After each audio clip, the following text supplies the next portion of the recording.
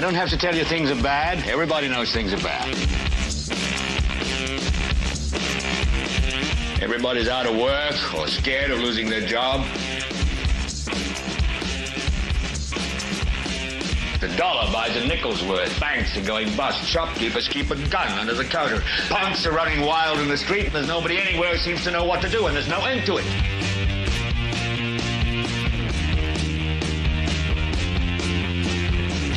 The air is unfit to breathe, and our food is unfit to eat. And we sit watching our TVs while some local newscaster tells us that today we had 15 homicides and 63 violent crimes, as if that's the way it's supposed to be. We know things are bad, worse than bad. It's like everything everywhere is going crazy, so we don't go out anymore.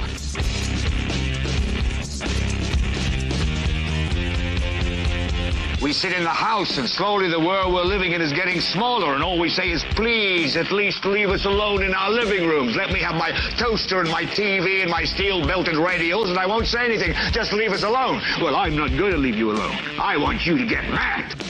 I don't want you to protest. I don't want you to riot. I don't want you to write to your congressman because I wouldn't know what to tell you to write. I don't know what to do about the depression and the inflation and the Russians and the crime in the street. All I know is that first, you've got to get mad.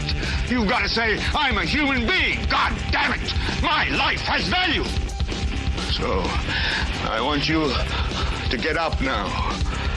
I want all of you to get up out of your chairs. I want you to get up right now and go to the window, open it, and stick your head out and yell, I'm as mad as hell, and I'm not going to take this anymore. Oh, my God. Oh, my God. Oh, good Lord. It's really, I don't know why any of you watch the show. It's almost like we forget what we're doing every day. All right. Welcome, ladies and gentlemen. It's the 485th episode. I secretly was thinking that I was going to get through this week without having Katherine on, but no. Last night was the Madison County Council meeting, and I did not go. Obviously, I was busy doing things here, getting ready for last night's show. I did not watch the meeting live streamed as it was real time. I did not see any of that or watch any of that. But I did watch the Madison County meeting, most of it, parts of it, last night as I was laying down to go to sleep. I decided to just put it on and listen to it. And I'm telling you, I got so worked up just like 10 minutes into it that I got up out of bed and I made a post, and I wrote up this post last night, and I wrote it up and I sent it out, and I was so pissed off. And I called a source and I said, give me Scott Green's phone number. And it took literally everything that I had to not call him at like 2 o'clock in the morning. I was going to call him at 2 o'clock in the morning. And then I was like, no, I'll be polite. They've got a meeting at 8, so I'll call him at 7:30. And then I was like, he's not going to answer at 7:30. So I said, I will call him when the meeting is over at the end of the day. It was going to be an all-day long meeting. The meeting was going to end at 4. I was like, I'll call him at 4, and I will talk to him at 4. Well, I called, and he did not answer. So go figure that. You know, no, not really surprising there. But he did not answer, so I was pissed. But I don't even care what happens in the rest of the meeting. Basically, what he said in the first 15 minutes of the meeting is enough. I don't need to hear any more out of him. And in my opinion, it's the basis of the entire show we're doing tonight. The name of tonight's show is Viewpoint Discrimination. And we're going to be bringing Katherine up here in just a second to talk to her about that. I do have just a couple of quick announcements I need to make before we do that. Before we do that, though, I do want to ask that you please smash that like button if you haven't already. You're guaranteed to have an amazing show here. I promise you're going to love every bit of it. Smash that like button. And please share the show with those that you know that might be interested. I always say share the show with everyone you know, because even if people aren't interested, they need to be. The apathy is what is, let me tell you, the political officials being stupid is not what wears me down. It's the fact that I know that there are more of us than there are them, and that we could crush them like bugs if we just got together, if we just came together. But the fact that there are so many people out there saying, this ain't important, so what? What just matters? So what? That's what irks me. That irks me the most, and that's what really kills my soul. So that's what has me in bad mood sometimes. That's what I can't wait for this little vacation I'm getting ready to take here coming up. We're gonna reset everything. It's gonna be wonderful. But until then, we've got work to do. So we're gonna get to it. Before we bring Katherine on, I do want to let everybody know I'm working on something right now for those listeners that really care about the sexual assault stuff in Henry County, the big lawsuits that dropped a couple weeks ago that we've done a couple shows on. I am working on something really big for that, for all of you. And hopefully we're going to have a show coming up in the next week or two. So stay tuned. There's also a protest centered around that issue where the citizens of Henry County are coming to protest against the elected officials who have been aware of this and sat quietly. And I believe it's set for, oh no, it's either the 21st or the 22nd. And it's designed for the people to come out. I will get the right date, but keep that in the back of your mind. There's something being planned for that. And I've got a big show scheduled, hopefully within the next week, that's going to be big. Also, really quickly, and we're going to put up, in the next day or so, we'll put up information on this. On Monday the 14th at 7 p.m.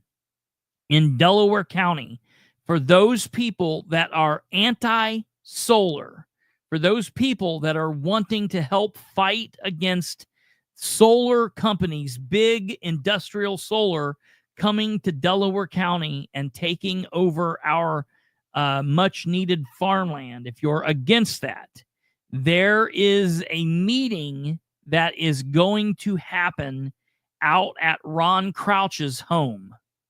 Ron Crouch, he's the gentleman that's been putting on these big meetings, him and his wife and their neighbors. And everybody's been aware of this for a long time. So it's coming. And it's good. They're going to have another meeting out at his house. And it is meeting for concerned citizens against industrial scale solar installations in Delaware County. It's July 14th, 7 p.m. out at Crouch's barn. I do not. No, it's not. They're getting ready.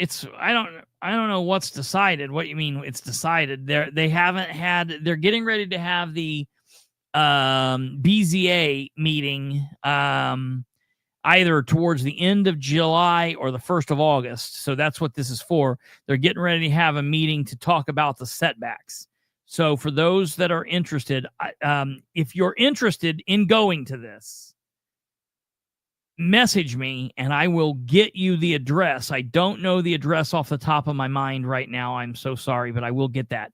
But they're going to have that on the 14th, Monday the 14th, meeting for concerned citizens against industrial scale solar installations in Delaware County, July 14th, 7 p.m., Crouch's Barn.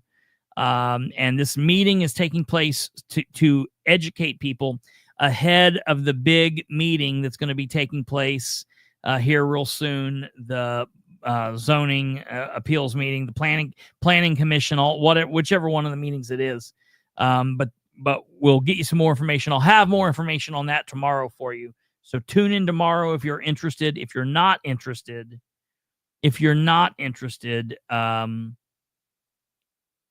then check out Don't Care. If you're not interested, toss off. If you are interested, check out tomorrow's show or message me and I'll let you know. Stumblefoot, Trump said that solar and wind energy was trash, but he also said that he was going to release the Epstein files and then pretended like he didn't know what that was and why are we still talking about this. So I got to take a pause on giving a shit about what Trump says because I'm not really sure I don't really know. I don't know. It's going to take a minute. So, all right. So that's that. That's important. And then also there's a very important Parks Board meeting for the Muncie City Parks Board that citizens need to pay attention to concerning Prairie Creek and all of that. I also have a bunch of record requests, Hartford City, Delaware County, the rehab, Dustin Clark, and all of that. And then, so I've got a lot of stuff in the works and we're working on all of it. So, we will, see what occurs. Okay. Without further ado, ladies and gentlemen, we are going to bring up, our friend, your friend, my enemy, Dr. Katherine Callahan. Listen, I don't want to hear about what's going on over your place because tomorrow we have a big meeting. And that meeting is at the county building at high noon for everybody who's watching. And it's about the trail to nowhere. So everybody understands the trail to nowhere will be tomorrow at noon. Now they're supposed to come fully equipped with answers of what we're going to do about safety, how we're going to pay for this. Are we going to be putting this on the back of the taxpayers? Where will $4 million run out? All these great things. So I just want everybody to know that's tomorrow at noon. I'm sure that Rachel Christensen will be there to follow in the footsteps of Scott Green to tell everybody to sit down and shut up because she knows better. Oh, and by the way, Rachel Christensen's company that she works for, the engineering company, it's HW something. They were just awarded the contract to do the $20 million park in Anderson City. I forget what they call that, but that's because I don't do a lot with the city. But I just want you to know that everybody's stroking everybody in Madison County. You might as well just go ahead and get some KY, I guess, and get it on. I don't know. Just listen to Tucker Carlson was talking to a gentleman. And this got nothing to do. Well, let me take that back. This has nothing to do with what we're talking about, and it has everything to do. And Kate just jumped on. Thank God Kate's here, but I got something to tell Kate. Listen to this. This is very, very, very the athletic park. Listen to this, what this guy told Tucker. I'm going to send this link to you, Kate, and if you can't see it because you can't log on, let me know and I'll give you my password and stuff because you got to watch it. I don't know who this cat is that Tucker's talking to, but they're talking about this Epstein stuff. And this guy says, listen, and this is crazy. He says they were talking about how this is very similar to the Kennedy assassination. See, up through the 20s and the 30s and the 40s and the 50s, America was like a dream, you know. Now I understand that there was like serious racial issues going on. They're still going on. Sure. They're all still going on. I mean, I just want you to know. Hold on. I got to get this out. The problem is, the thing is, if you ask a lot of Americans, they believed their government. There was not this gap between the people who thought, oh yeah, the government's doing great versus the people who say, no, the government's not doing great. No matter who's in, there's an issue and there's this turmoil. Before the Kennedy assassination, that really didn't exist. Once the Kennedy assassination occurred and they tried shoveling a bunch of shit down people's throat, everyone's like, wait a minute, that doesn't seem right. And then it just became widened by the Vietnam War. And so for people who are like, American politics are broke, that breaking of American politics started at 12:30 and 15 seconds on Friday, November 22nd, 1963, and it's continued to break apart since then. But they were then talking about why this lie, why they think that people are going to believe this lie. Because Ghislaine Maxwell's is in prison for 20 years. He had a deal where he was in jail before. He had a sweetheart deal, and we've always been told for the last several decades that he has been an intelligence asset, yada yada yada. And there's thousands of victims. All this nonsense. Nobody believes what they're currently telling us. And this guy said the lie is not for us. The lie is not for us. They don't give a shit about us. The lie is for the bad actors. The lie is for all the people out there who have been scared that, oh shit, it might be coming apart and that we're going to get found out. The lie is to let them know we got you. You're okay. And it doesn't matter. They don't care whether we believe them or don't believe them or we fight against them or not. The lie is to let the people who are doing bad know you're safe. It's okay. Everything's good to go. And so I thought, man, that's really, really, really good. Tucker actually stopped him and said, could you repeat this? And they went through it and it blew Tucker's mind. Tucker's like, that's really good. And I thought, yeah, it's letting the bad guys knows that they're out in the wild. You're safe. Continue doing what you're doing. Nothing's ever going to happen. That's what this is for. And so that's the thing that makes me so mad. Because we could crush over even that if we would all just come together. But there's so many people out here that don't care. And that's why even if you break it down to the state level and the local level, like what happened last night in Madison County, what happens in Delaware County, what happens in Henry County and Blackford County and Hartford City and Jay County, everywhere, that's why it all happens. Because we, the collective we, not me and Catherine or Kate, we are all we could overcome that, but there's so many people out there that are apathetic. All right, go ahead. So before I came on here, I read this little clip. Can you put it up? I put it in Messenger, and it kind of bounces off what you have to say, and it's kind of an interesting. Dr. Jones had it on his Facebook page, and I just took a screenshot to share it. And so I thought it was worthy of sharing before we go into it. I am going to tell you, I really don't know what's going to come out of my mouth. It's a full moon tonight. So it could just, oh yeah. And it could just be off the chain. So here's the thing. If you put 100 black ants and 100 red ants in a jar, nothing will happen. But if you shake the jar hard, the ants will start killing each other. That's who the constituents are. Mm-hmm. The red ants will consider the black ants their enemies, and the black ants will consider the red ants their enemies. The real enemy is the one who shakes the jar.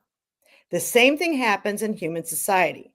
So before we attack each other, we should think about who is shaking the jar, and that is the cabal. That is the cartel. That is the elected officials who believe they are the elite and we are beneath them. But the last time I looked, they put their pants on the same way we do. So, keep that in mind. If you watch this, I mean, let me tell you, over the last 6 days on my social media, I have been called everything but a white girl. It's been crazy. And I just don't understand why it went to the extremes that it went to, but it did. And I'll have you know, this was an elected official and his wife. If I were an elected official and I was watching my wife behave to the extreme that this woman was behaving, I would just be beside myself. So we're going to talk a little bit about that, and that's an important thing for today of why we're going to talk about Indiana State Rep. Kyle Pierce.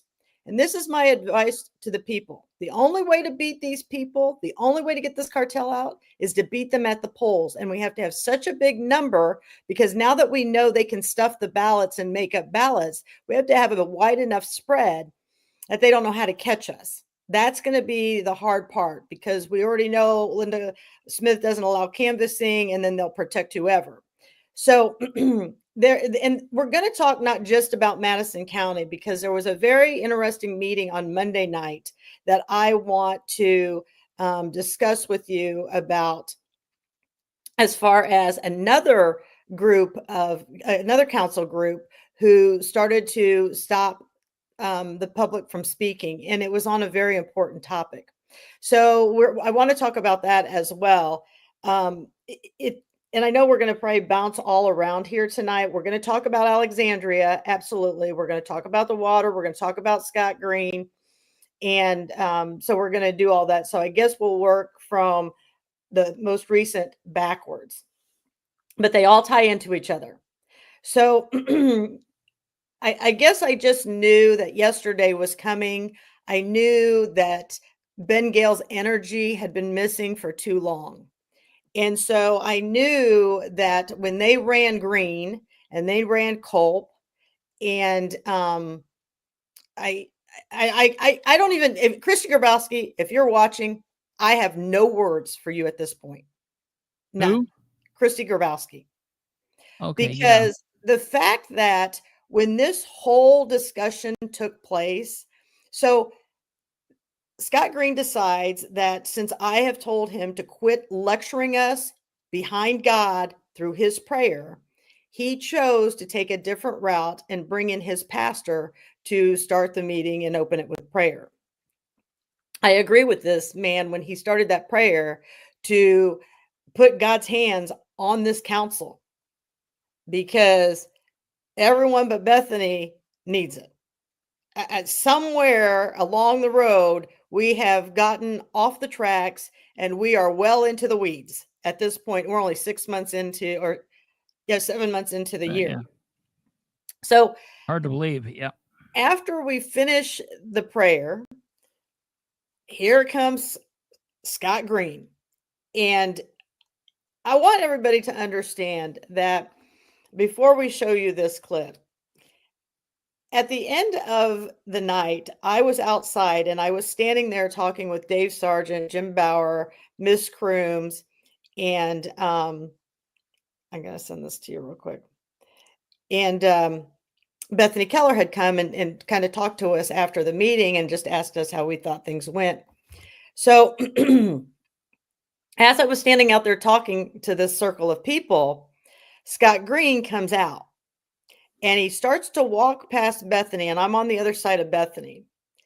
And he looks over and he smiles at me and he says, Katherine. And I say, Dr. Green. And he comes over. He then backs up and he comes around Bethany. He comes over to me and he says, are we all good? No, I thought he said, do you need a hug? Oh, do you need a hug? Something like that. And I said to him, because he put his arm around me, I said, do you need a hug? Oh, you said that. I asked him and he said, I'd like a hug. So I gave him a hug. And, the thing is, people, we all can be civil. There's no reason why we can't be civil. But I'm never a condescending prick for him to walk up and think that it's okay to put his arm around you without. It is what it is. Weird. Right. But at the end of the day, when you look at the whole thing, this isn't a joke to the people. This isn't a joke to anybody. And it's not a laughing matter. None of us should have to live less than these people. None of us should have to pay more taxes than these people. But we do. You look up elected officials' property taxes, they're lower than ours. Their assessments aren't going up like ours are going up. And that's just the reality of what's going on. Oh, okay. Rebecca says that was not his pastor. I'll have to listen to the video because I thought that's what he said in the beginning of the video. So as I'm sitting there and I'm listening to this whole thing take place, I could feel the energy shift as we sat down, and the lecture was upon us. Now, I wondered how long it would take for Scott Green to pull out that asinine resolution that Ben Gale came up with, and I don't know if Bethany Keller is watching this tonight or not. If she is, or if Christy Grabowski is watching this, but I will tell you something. That resolution means nothing right now. Nothing. And I'm going to tell you why. It's a 2023 resolution. It has not been updated by the new council. It still has Auditor Culp on it. Now, Chris might not agree with me, but at the end of the day, it needs to be re-signed by everybody up there. But also, I wouldn't sign it. I disagree with you for a different reason. There is no way I would sign that thing if I don't believe the people should be silenced. They can sign it. They can have it. I'm not putting my name on that. Not part of that cartel. So real quick, let me clarify what you're saying. I disagree with you because I agree with you. And what I mean by that is I agree wholeheartedly. First of all, I disagree. When a resolution is signed, depending on what the resolution is, a resolution, just like an ordinance, could be forever ongoing into the future. You don't always need new resolutions year after year after year. But resolution is just as good as the paper it's written on. It's nothing. A resolution is nothing. It is not binding. Nothing can happen. A resolution doesn't carry the weight of law. And there's a lot of people who are like, well, wait a minute, ordinances aren't laws and stuff like that. Yeah, I get it. But locally and municipals and county, they do have ordinances, and they are weighted, and they do affect our lives, whether you like it or not. They do affect our lives. But a resolution does not carry any weight. There are actually elected people to big Congress, to the federal Congress, as well as we see it at state level, and sometimes in local governments. There are elected people who never vote on resolutions. They always don't vote, or they vote to abstain, because they say, we're not here to do the good, the feel good nonsense, have somebody else name a road or whatever. That is not the job of the legislature, whether it be a council or a legislative body for a state or the federal government. Resolutions carry no weight. So I don't give a shit what's on that resolution. It carries no weight. It definitely doesn't trump the First Amendment. So it just simply doesn't matter. I want to agree with Cindy at what she's saying. We had to hold this meeting last night until the attorney arrived. Now, this attorney is either like in Plainfield or Avon. He's pretty far away, and we have to pay for his travel time. I get construction is bad. I don't really care. The meeting should have gone on, and it should have proceeded, and you can just take that away from his pay for the night, because we're there. We're ready to go. You work for us. The attorney is paid by us. The council, there are actual local governments who meet for entire years without having an attorney present. Well, when you're as corrupt as Madison County, you can't proceed without an attorney. I mean, the attorney doesn't have to be there. Yeah, they could have started the meeting. That's absolutely nonsense. I didn't know that's what the weight was. That's what the weight was. And, the whole thing is nobody's going to wait for us. And nobody's going to say, oh, Catherine's running 5 minutes late. Let's hold this meeting until she gets here. Yeah. And so you're going to see tonight how I'm going to show you that everything needs to be the same for everyone. And so as I was sitting in the seat, somebody asked me today, they said, was that lecture for you? And I'm thinking, why, who else would they want to lecture to? I mean, at the end of the day, everybody, it shouldn't just be for me. That room should be so full of people that lecture should be for everybody in the room. Think back to the 1950s or the 1960s. I don't know. Miss Crooms might have to give me a decade. But when minorities would fill those rooms so that it was standing room only until they pushed and pushed and pushed enough where they finally had a voice. Well, here we are. Madison County has moved this county all the way back to the 1950s or 60s. And it shouldn't be like this. And when that's not enough, when intimidating and bullying people so that they don't come to your meetings isn't enough, they take it to social media. And who do they turn and say who the problem is? We the people. Listen, you people volunteered for this, and here's the thing. If you're doing the right thing, it doesn't matter. Scott Green is saying in his statement that people are afraid to come and talk. No, not people, government workers. Government workers. Well, you know what? He should have said people. Because do you think it is very easy for us people to show up and speak? It's just as bad for us. Look at how many times I have been gavelled at the podium for saying the truth. Let's all back up and remember that back in August of 24, I called the commissioners out on misappropriation of funds. And what happened? It happened. They admitted they had all these bills and they didn't have the money to pay for them. They'd already gotten the products. And what happened? I was gavelled. I was silenced. And then on top of it, that wasn't good enough. That wasn't good enough. You know why? Because I had too much of the truth. So what'd they do? They abused their power. They demanded a sheriff come up to the front, even though all the sheriffs in the back were like, no. Like, what has she done? She has done nothing. I'm sitting down. I'm quiet. I'm cooperative. And I'm walked out for speaking the truth. And then people like Kyle Pierce and his wife are telling people that, I don't tell the truth and that I'm always jaded on everything and that I'm not uplifting and I'm not embracing everybody to come together. Well, here's a newsflash. Hell no, am I not going to embrace everybody. If you're misappropriating funds, I've been accused of doing that in the coroner's office when I wasn't doing it. No, I'm not embracing. I'm going to expose it all. Let's understand that.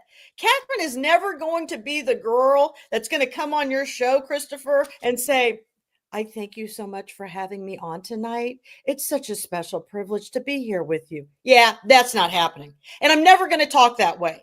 You know what I'm tired of? I'm tired of the fact that I lead by example. I'm tired of the fact that I go to the podium and I speak with confidence and I speak loud enough. You know why? So the entire room can hear me. I don't need a speaker. And you know why I speak loud enough? I want you to record me. I want everybody in that room to know exactly what I'm saying.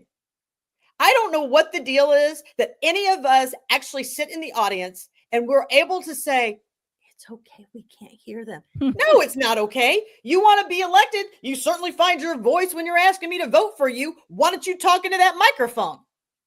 And that's what I think. I've had it up to here. I'm done with it. At every single meeting, no one can seem to speak up. And you know what?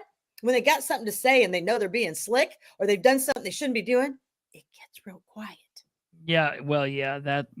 And when it gets real quiet, Katherine gets real big on listening.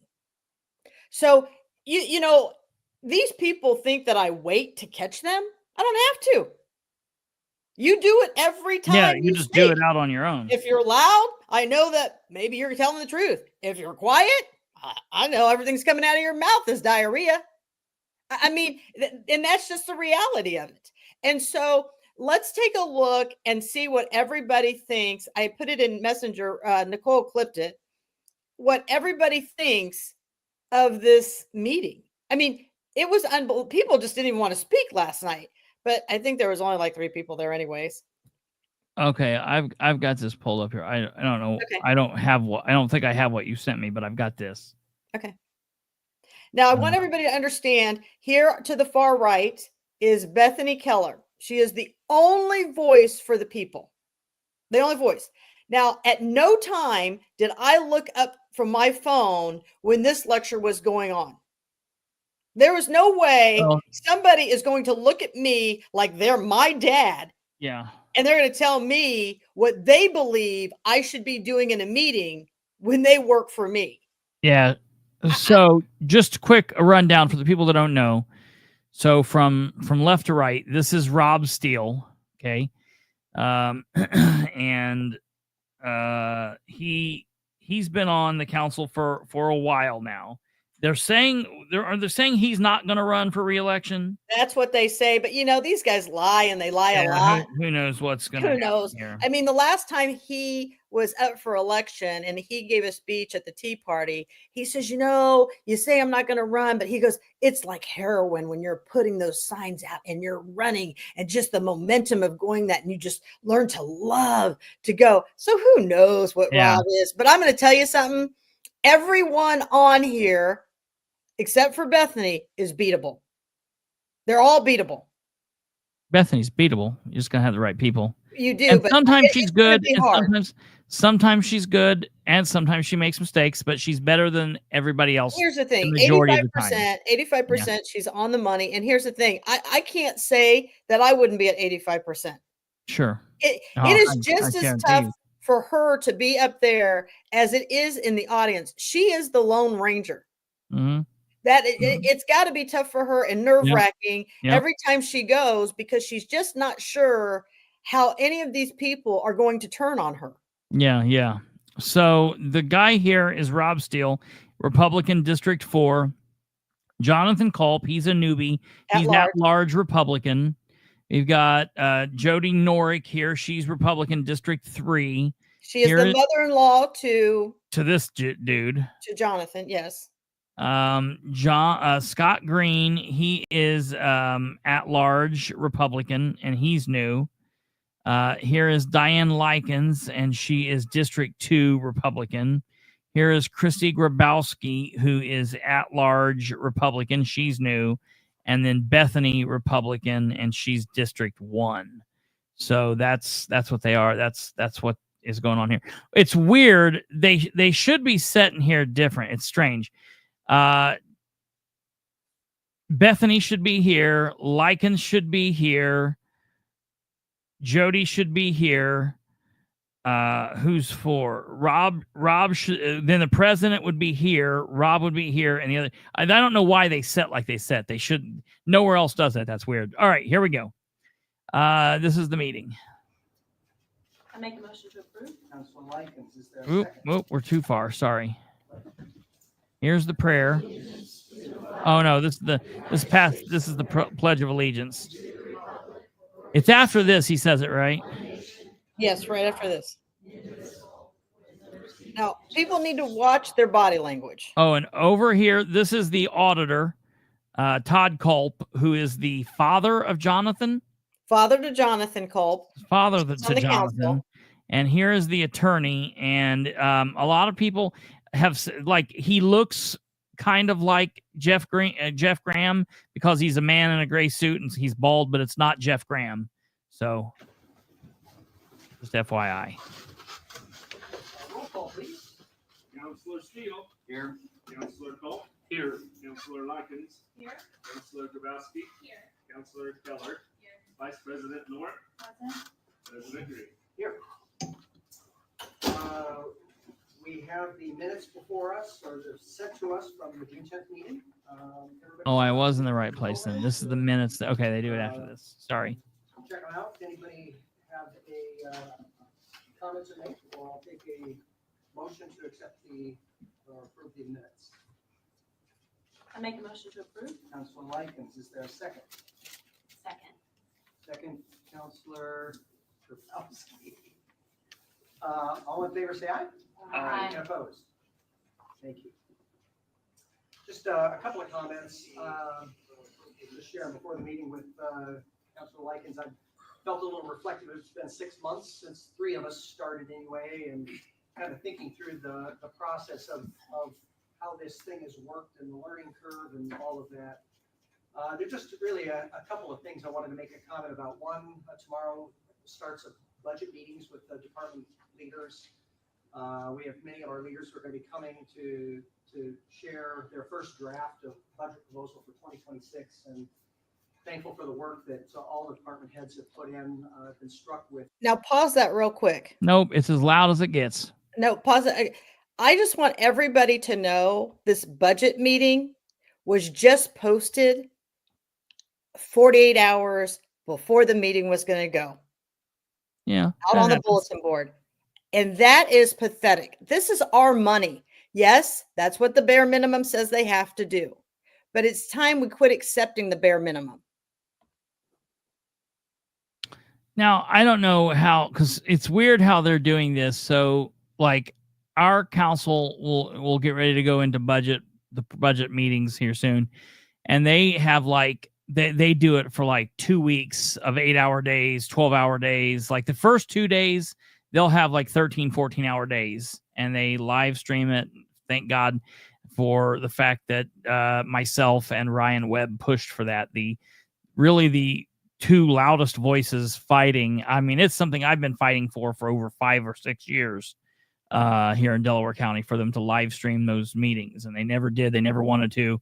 Fortunately, now they have to. But when we say this was a quote unquote budget meeting, what it was, there was no voting. They didn't make any decisions. They just had the department heads come to them and say, like, this is what we want. And then I don't know when they'll meet again, if they'll meet again like that. They or will. what they do. This is so they can get an idea of how much everybody kind of wants to spend.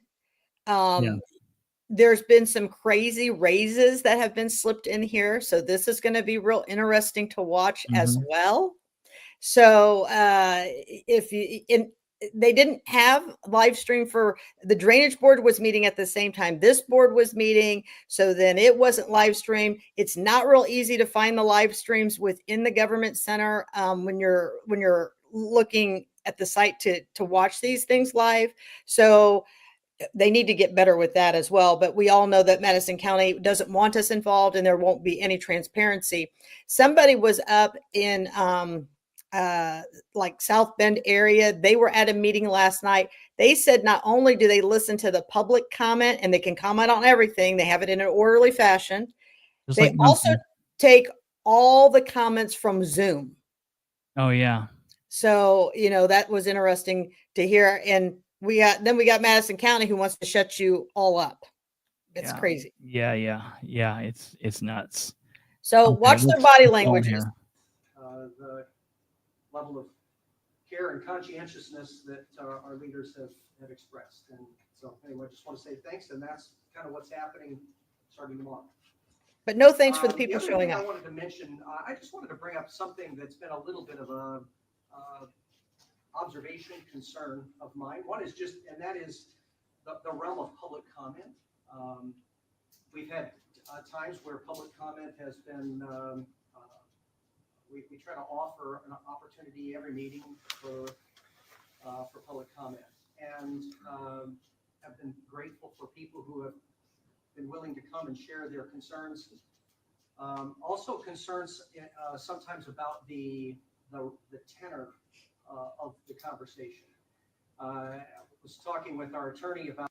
So right here, we're getting off base. He's concerned about the tenor of the comment, which is not something that he should be concerned about. And the only if they're doing a good job, the tenor of the conversation, it's not something that should bother him. Well, and the only two people paying attention are Grabowski and Keller. Everybody else put their heads down. Why don't you look at your constituents? Aren't you for what he has to say? He represents you. You guys voted him into that seat. Yeah. So crazy. About this recently, and he forwarded me actually a resolution of this council from May of 23, which articulated actually a very clear set of guidelines for public comment. And what I've done is I put back on the podium back there for anybody who's interested, and glad to provide a copy for anyone who's interested. That the words of that resolution, which are long, I'm not going to bore you or read through all of that, but I just would make a couple of comments. One, it's my conviction that we want people from the public, from the county, residents of the county, to feel free to come and share their concerns. We want to hear the voices from the county. We also want to be able to have our staff and department leaders share freely what's on their mind. And what we've heard from many of them is a concern that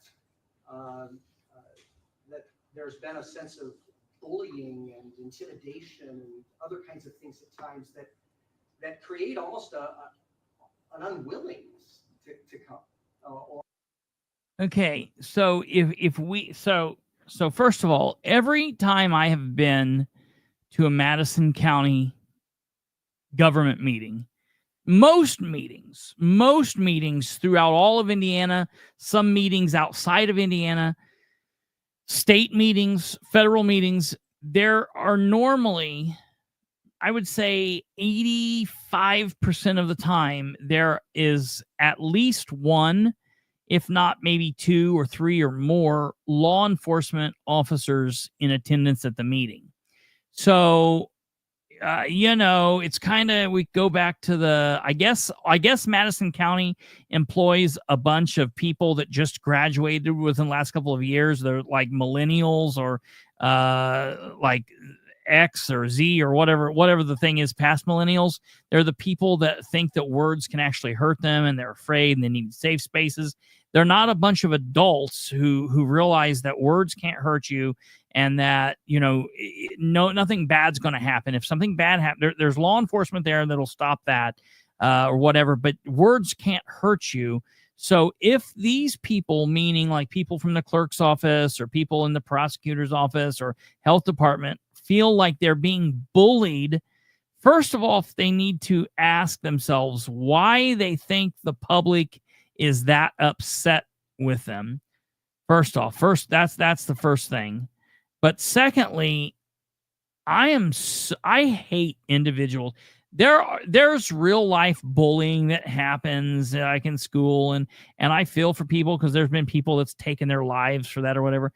But I get so sick of hearing the bullying where it's so overused and it's nonsensical bullshit. It's a part of life. There's mean people in the world. There are shitheads in the world.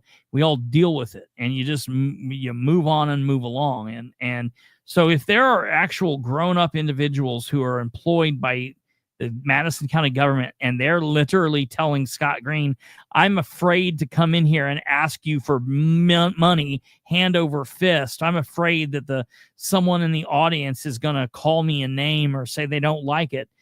Then go get a job elsewhere where you don't work and answer to the public, and then you'll be fine. You know what? You know who doesn't get bullied by the public, and I guess maybe they do, is the fry cook at McDonald's. So I will say this to, what's the lady at the health department's name? Stephanie Mellinger, or the clerk, or anyone else. I can bring you an application to McDonald's or like Dairy Queen if you want to work the soft serve machine. You won't get bullied by the public there. At least not as much, I guess, as what you think you do here. That's ridiculous. And here's the thing. You're bringing this on yourself.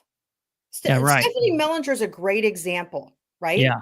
So she has a fleet of vehicles that she was letting people drive an hour each way on our gas, our tires, our oil. Keep going a second. Keep going. And then you're upset with me because I went to the podium and called it out? How is the messenger the bad person? How is it that that's bullying? If you weren't doing it, then you wouldn't be worried when you show up. If you're on the up and up, there's no problem when I speak at that podium. The reason why this council, the majority of them, cringe when I walk up to that podium, because they have no idea what's going to come out of my mouth. They have no idea who in the community has been sharing information with me, and then I come with receipts saying, is this happening? Here's the thing. I couldn't get fuel receipts from the county. I asked Evan McMullen back in December. I wanted to see what our fuel rates were for the health department, for the commissioners. I wanted to see what that was. Here we are in July. I still can't get them. So I took it upon myself.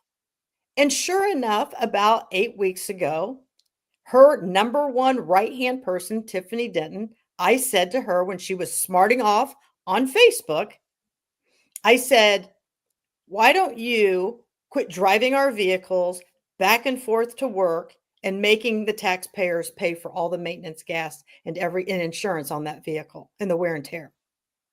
Her response was, great minds think alike.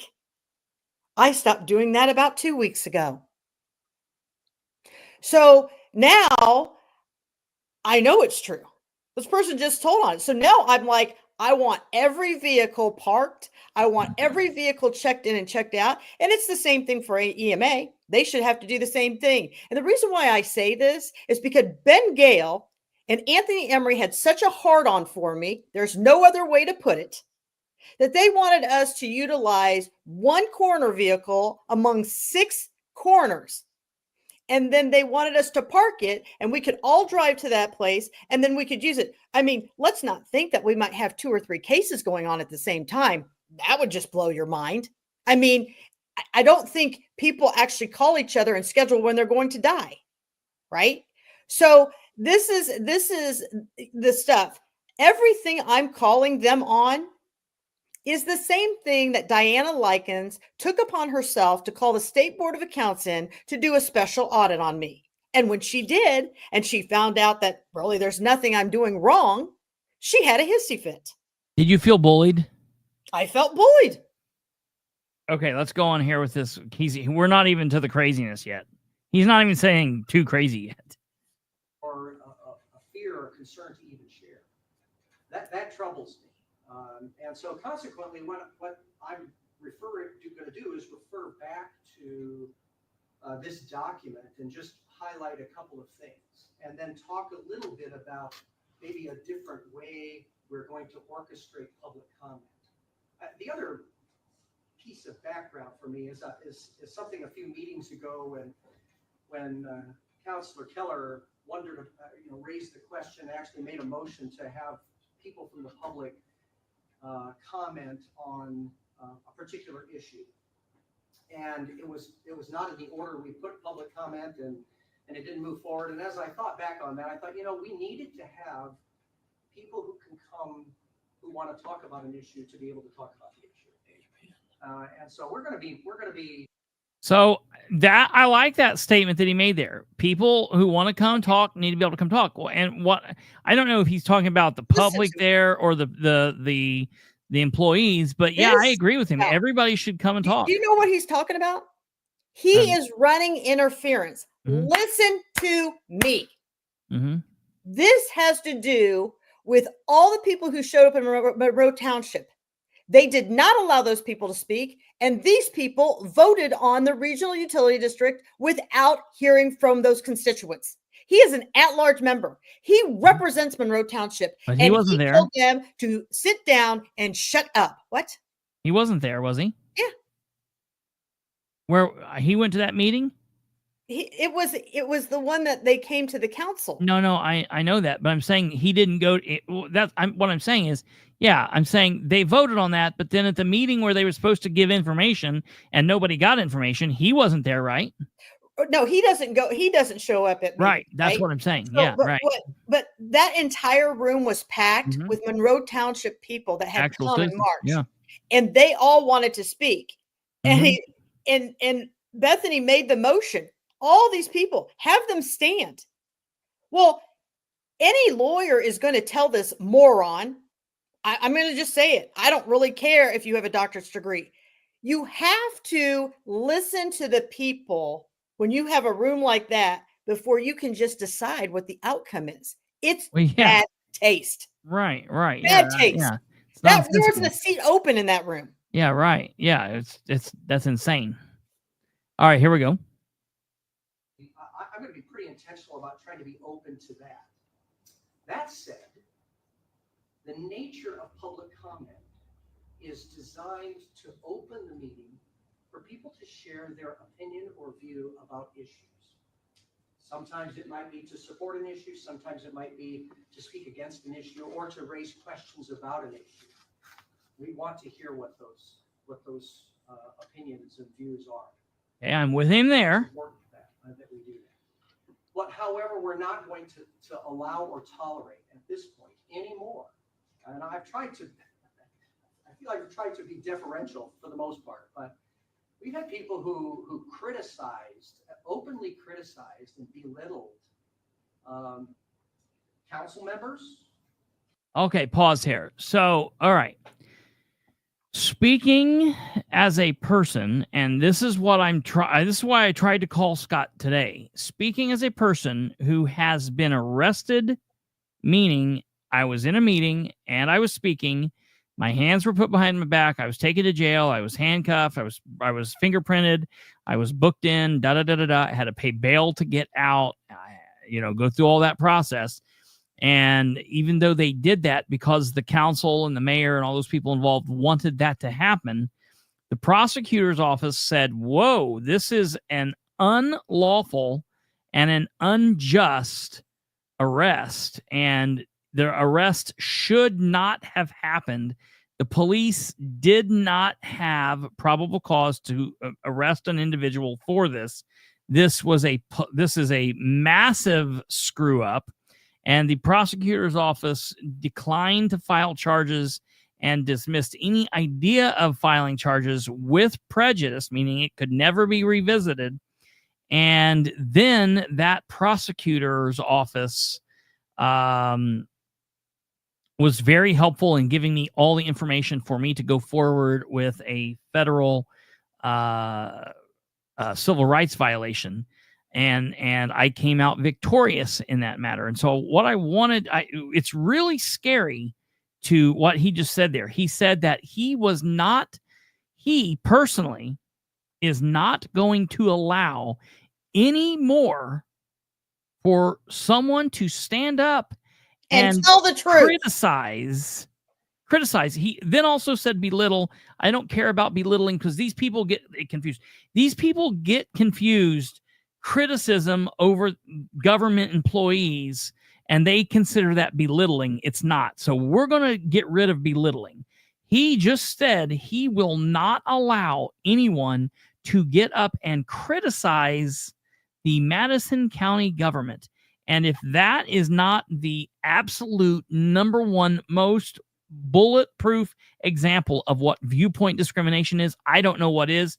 And if this is the advice that bald dude is giving him, that council needs to hire a new attorney immediately, because this is horrible advice that they're giving that dude.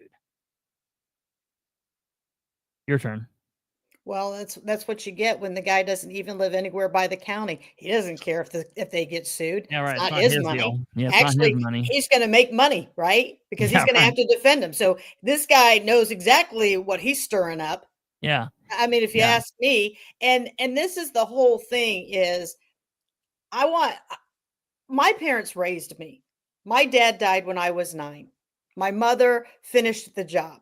I think she did a great job. I tell the truth. I bring it to the table. I've been very successful. I own my own business. I think that's pretty successful of a mother who English was her second language.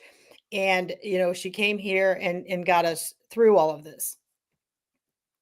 And so, people are asking, can we turn up the volume on this video? No. And here's what I want people to understand. This is exactly what I was talking about at the beginning of the meeting. So when I get up there and I talk with confidence, then I'm bullying or I'm intimidating or I'm whatever they want to call it. Listen, there's only like 4 constituents in the room. Everybody else that's in there is an employee of the government. Okay. 2 people come consistently. That is Dave Sargent and myself. Miss Crooms was not there yet. So he could ideally have been talking to Miss Crooms, but I don't believe that to be the case.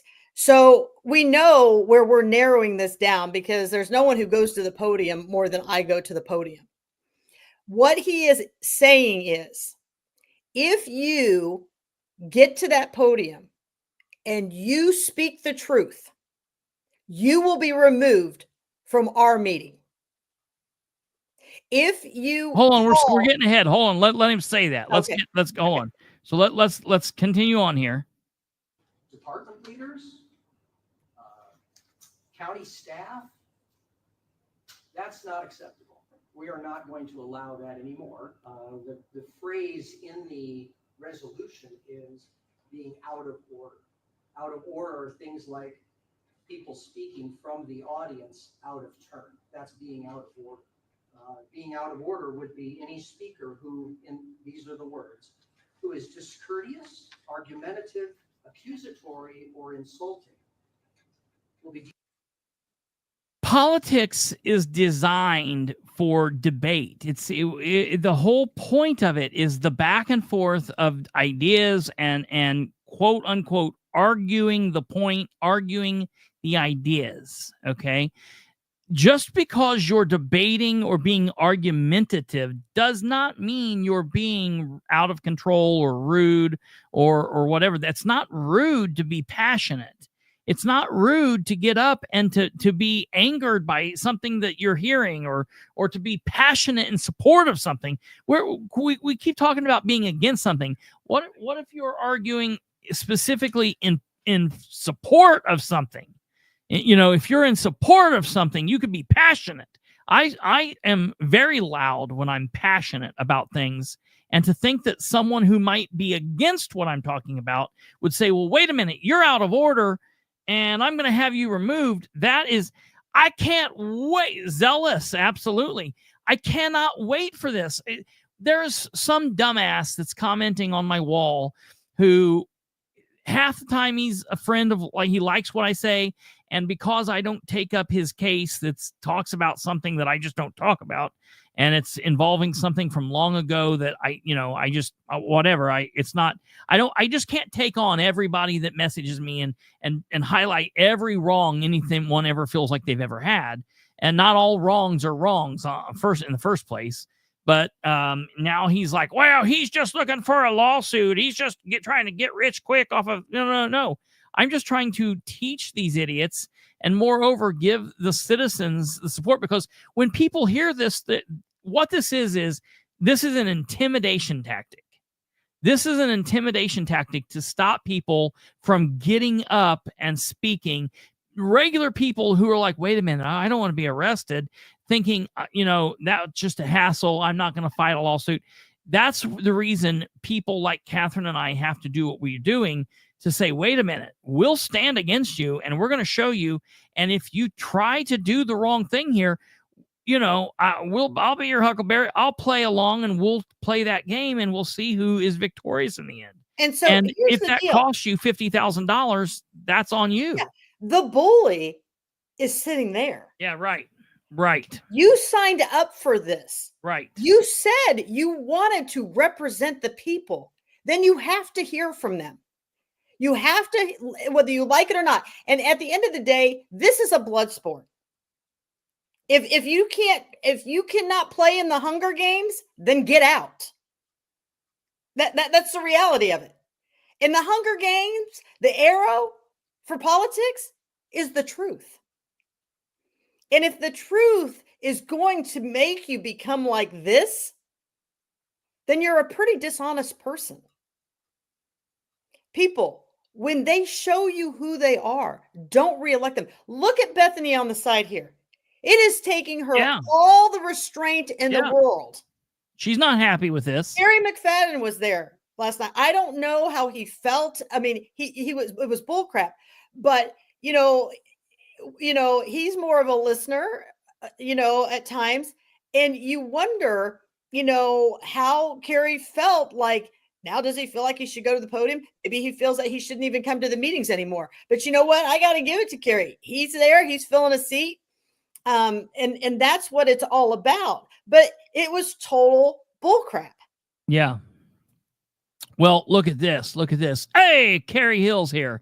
And we're going to be doing some stuff with Carrie here in the near future. FYI, I haven't told anybody yet, but remember that name. We're going to have Carrie on the show here coming up soon. But look at this. Okay, she brought up Bethany Keller here on the end. Look at Rob Steele. Like, this isn't anything Rob Steele hasn't heard before. His friends that are no longer here, Anthony Emery and Ben Gale, like, he's heard this song and dance before. Yeah. When He's he just was looking. He's president in agreement. He's in 2 agreement. years ago, when he was president 2 years ago, he allowed Ben to give these sermons all the time as the vice. Yeah. All the time. And loved it. Jonathan Culp, he's sitting down. He's playing Candy Crush or something like that. Jody Norick, she don't care.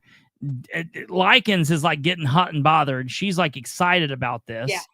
Christy She'll be the first Grabowski's one just to run out and get a sheriff. yeah. That's the whole thing. Now, she doesn't want to fund the sheriffs, Yeah, right? She don't want to give them any money. Yeah. But let me tell you something. When Katherine comes to that podium, she will trip over herself in the chair to get to a sheriff. Yeah, right. Yeah, it's hilarious. And then Christy, she's just like, why can't we all love each other and hold hands and whatever? But you can literally tell it's pissing Bethany off. I love that. That's good. Hey, Jack, hold on. What's going on here? Oh, Kate's not here at the moment. Hold on, let me get through this. I have experienced confidence being interrupted. Yes, interpreted. Yes. Bilbrey hates me. I love to hate you and hate to love you. It's whichever one you want to look at that way. It goes. We won't silence you. Yeah, right. No matter, right. No We matter won't give you how a crazy lecture. you get, Right? I still don't silence you. Right. I might even threaten it, but I don't ever do it. All right, let's continue on here because he's still not done saying the stupid shit. It continues on. Like, listen, and it's this thing. It's this 10-minute monologue that he does. To me, that's the whole meeting. I don't even give a shit about anything else he says after that. It disgusted the whole meeting from then on. Yeah. All right, let's listen here now. Out of order and asked to immediately stop. And what I'm going to do is I'm going to offer one warning. So if anyone is going down that road, there will be one warning. Well, I'm going to offer you one warning. If it is ignored, that person will be asked to leave the meeting. That's the way we're going to proceed going forward. And if anyone has any questions about that, glad to chat. And if wait a minute. Now that's a problem. He's not wanting to chat. He's going to tell you how it's going to be. Yeah, well, There's no discussion here. I had questions, and I called him, and he didn't answer. So I got to kind of push back on him there. I don't think. Matter of fact, at the next meeting, I might get up and criticize him about these comments and about the fact that he lied to me, and I think that makes him a liar. Do you think he'll tell me I'm belittling him? You'll get a warning. Because what I'll do is I'd like to say, hey, I want to criticize you. Bang, gavel, that's your warning. And I want to say, well, I want to criticize you because you're a liar. Now I'm belittling him at that point. And again, like I've been in this meeting. Now they're too chicken shit to arrest me. They don't want to pull the plug because they know it's wrong. But I won't walk out of that. I've done it once before. I won't walk out of that meeting on my own. I won't resist. I won't fight. I'm whatever, but I'm not. They're going to carry my fat ass out of there. I'm not, or push me out or drag me out or whatever. But I will not walk out if I'm just standing up and having a conversation within my First Amendment, talking to these idiots. Oh, did I offend him? For those of you who don't know, I wear hearing aids. I don't hear all that great. They help. If I hear something from the audience, it's probably because it was pretty loud. And that's one of the reasons why I ask even my fellow council members to speak up. But he doesn't have to speak up. Yeah. Again, that's all I'm going to say about that. I just wanted to clarify what our public comment guidelines are going to be going forward. And Diana thinks she's won a gold medal here. You're saying about people talking from the audience, but are you saying that people that come up to speak when you recognize them and they're at the podium that they're not allowed to criticize? They are, yes. So that's a great clarification. Now, this is really strange because now she said, so are you saying that people at the podium are not allowed to criticize? And now he's went back on what he said, and he said they are. That's a great question. So now let's hear, well, wait a minute. Now you've said two different things. We can criticize or we can't criticize. You're confusing. This is what I wanted to ask him on the phone, and I don't know why he's avoiding me. But if I do, and maybe that's why I haven't said this publicly, but if I do get a hold of him, I will record that phone call. So Steve or Scott or whatever your name is, just be prepared. Maybe that's why he's not answering, but I want to find that out. But let's hear what he says here in the meeting. Excuse me. So yes, when someone is, the guideline for speaking is a person has 3 minutes to speak to address the council and give their views on an issue, not on a person or a group of people in the county, to an issue. And they have to stay to the issue. Okay, what if my issue is How Stephanie they voted? Mellinger? Or how they voted? You're not allowed to address how they voted. Yeah. Sorry about that, Tweety Bird. We're almost done. Give me just a moment. We'll get the rest of the meeting done, and then we'll stay at one volume. I apologize, but yeah, that's crazy. So let's let him continue here. If there's a different kind of concern, this is not the place for that. This is a place where we deliberate about. What he just said there, if there is a place to air a different kind of a concern, this is not the place for it. We What? deliberate here. We deliberate here. Okay, what if you have an opinion on like a money issue where you don't believe they should be giving the 3 commissioners $5 million money? in interest. Yeah, right. Or money for the clock tower or whatever. Misappropriation of funds that they've overspent and now they need the money to pay it all. Over and over and over and all the stuff. Like, I could see having serious issues about that and calling the commissioners out for their crazy ass spending. Now, let's remind everybody that Commissioner Richwine has smacked the microphone before. Mhm. He has thrown a tantrum at the podium before. He Mhm. has stormed out of the meeting before. Mhm. Never Mhm. got a gavel. Never got a Yeah, he was warning. never warned. Never got anything. The rules are different for them than Yeah. they are for the peasants. Yeah. Okay, here we go. Issues. And we're not going to criticize people or be discourteous, argumentative, accusatory, or insulting. That's the resolution. I'm just simply going to follow it. Does that clarify? A little bit. It'll be interesting to see how that works in action, so that we're not suppressing someone's freedom to speak, while also trying to maintain respect or keep respectful in both ways. Absolutely. No, I and hold me accountable to that. I certainly want to be. You can't hold him accountable to that. But also we demand, and I think reason. Certainly I can. I can definitely hold him accountable. Well, no. I can show up at the meeting. What? Do you hear what he says? I demand. Mm-hmm. Yeah. Who Right. died and left you, boss? Yeah, right. Yeah, I don't know who you are, but yes, they are impersonating public servants. That is absolutely true. So their next meeting isn't until next month, correct? August. Correct. The second Tuesday. I think August is always when I almost always have for the last 3 years. I think I've been to Either August or September. August or September meetings. It has almost always happened. That's so weird. I guess we'll have to try to make it an August meeting. That anyone be respectful of this. And that is a judgment call that I may make. That's a judgment call that he's going to make. Auditor's report. So the last time I looked, I believe there are 7 elected officials up there. Mm-hmm. So I don't know why he feels that his voice is more than everybody else's. So I know I'm going to jump around just a little bit here, everybody. So I just sent you a video, Kristopher, in your inbox. If you can bring this video up. Now I want to take you to the Alexandria Council meeting.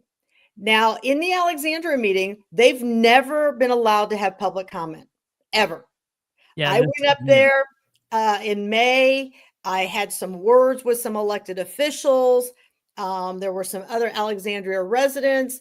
I don't live there. And I just said, I don't understand why these people don't have public comment. And they said, well, we're working on that. So if you go to the 33 minute in like 33 minute, 11 seconds. So in the meantime, I'm like, you guys have to take this over. It's really your place, but you all should have the right to speak.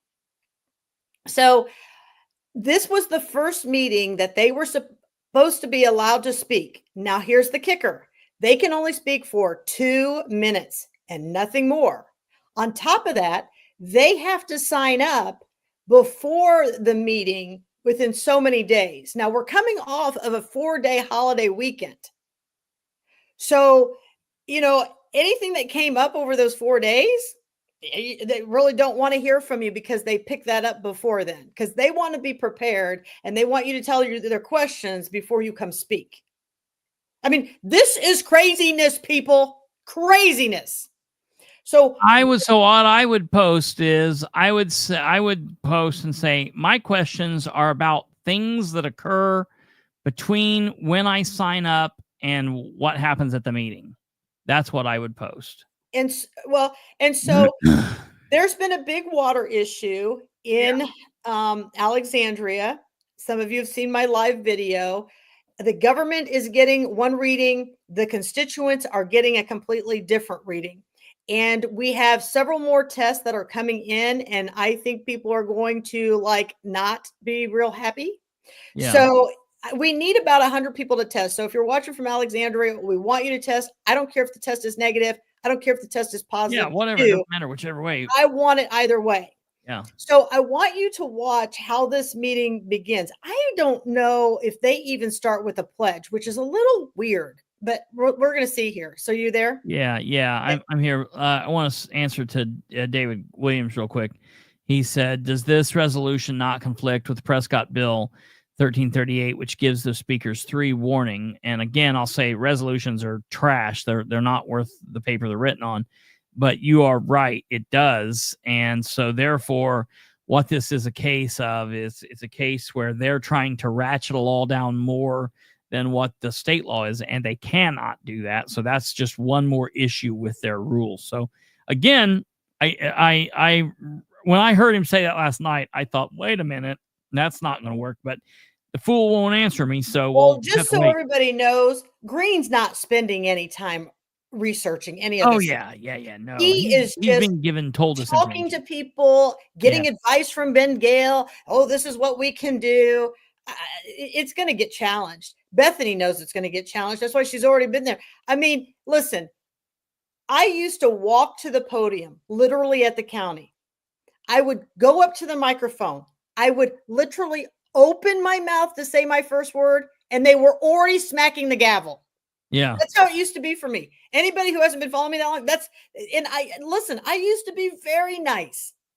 And that's the craziness that it got to. And I'm like, no, I haven't even said a word yet. And you guys are already hitting the gavel. This is crazy.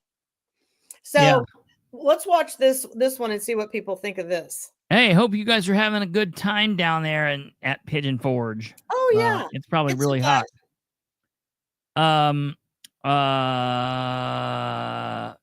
Well, wait, you said that thing about going up to the podium.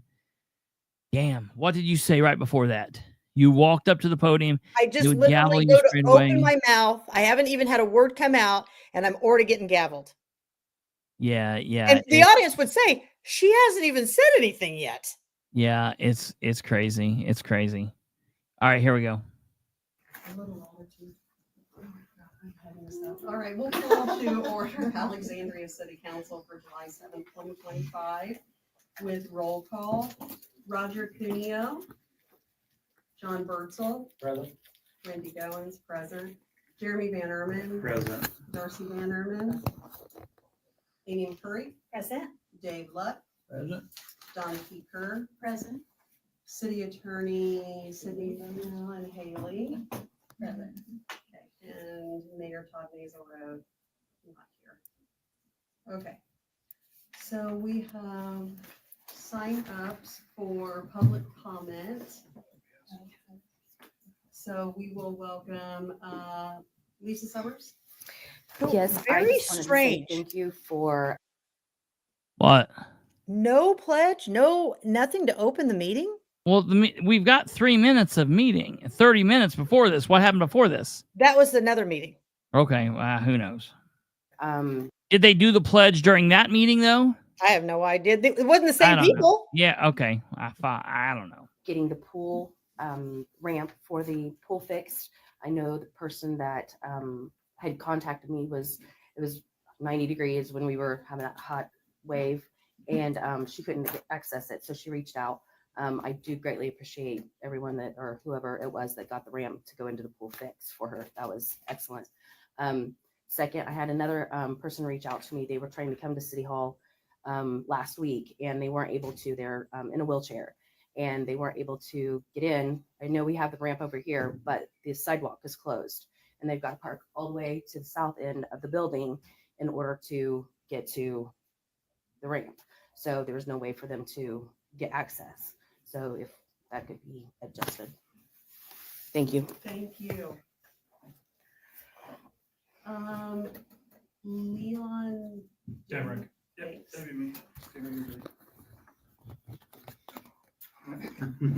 All right, good afternoon. My name is Leon Demrick. I'm a citizen of Alexandria. I just wanted to bring attention. I'm sure I'm not the only one across the city that's been having issues with the raw sewage dumping into the streets, right?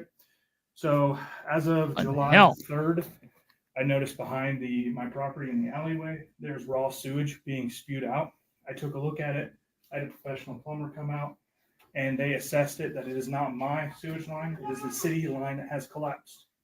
My other neighbor to the left of me, if you're looking at my house directly in the front, if you look at my house directly, the neighbor to the right, they actually had Summers heating, cooling, plumbing, all that come out. They snaked it and saw that the city line has collapsed, and there's video footage of it, right? If I'm speaking too quickly, I can slow down as well. What was your address real quick? 708.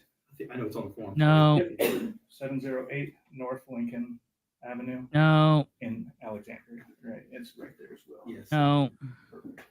So their plumber was able to verify that the city line has collapsed.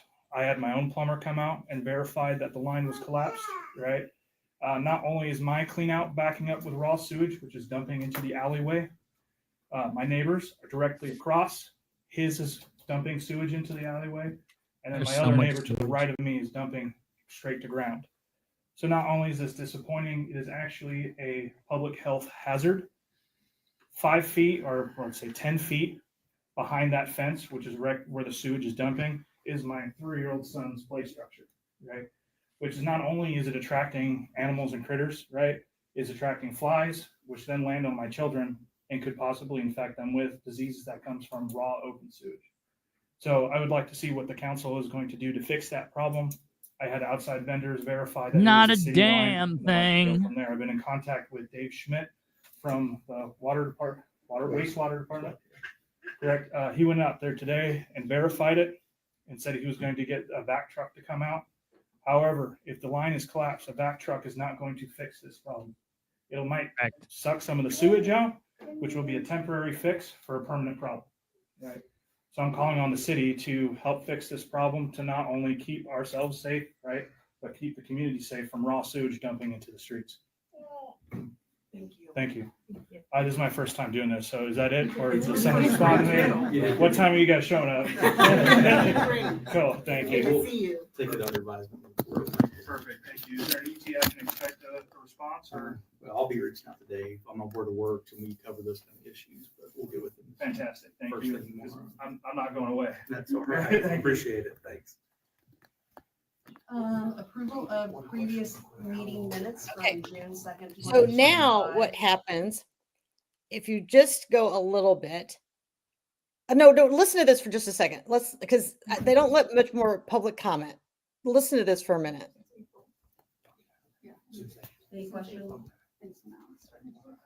I'll accept the motion to approve. I'm sorry. Thank you. You vote. Oh, I'm sorry. happening? Yes, all in favor? Aye. Watch what they've done. I'm still learning too. I feel like I have a lot going on. It A is. little bit. Okay, approval of claims. Tag C. Warrant 1861. It's at like 10 seconds, 20 seconds. Just keep. In the amount of $549,872. Any questions?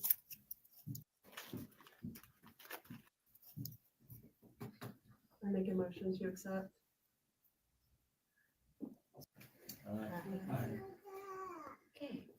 Warrant in the amount of $479,900. Keep going just a little bit more. Second. Oh, go ahead. Either one's fine. All in favor? Aye. Thank you all. Okay. They have a surprise for the. Okay, here we go. This right here. For every single water system. Can you back it up just a little bit when they say? What's the side when you say? Questions. So Flint, you have the floor. Whip out my computer here first. Go back just Is a everybody hair. familiar with how the drink? Second.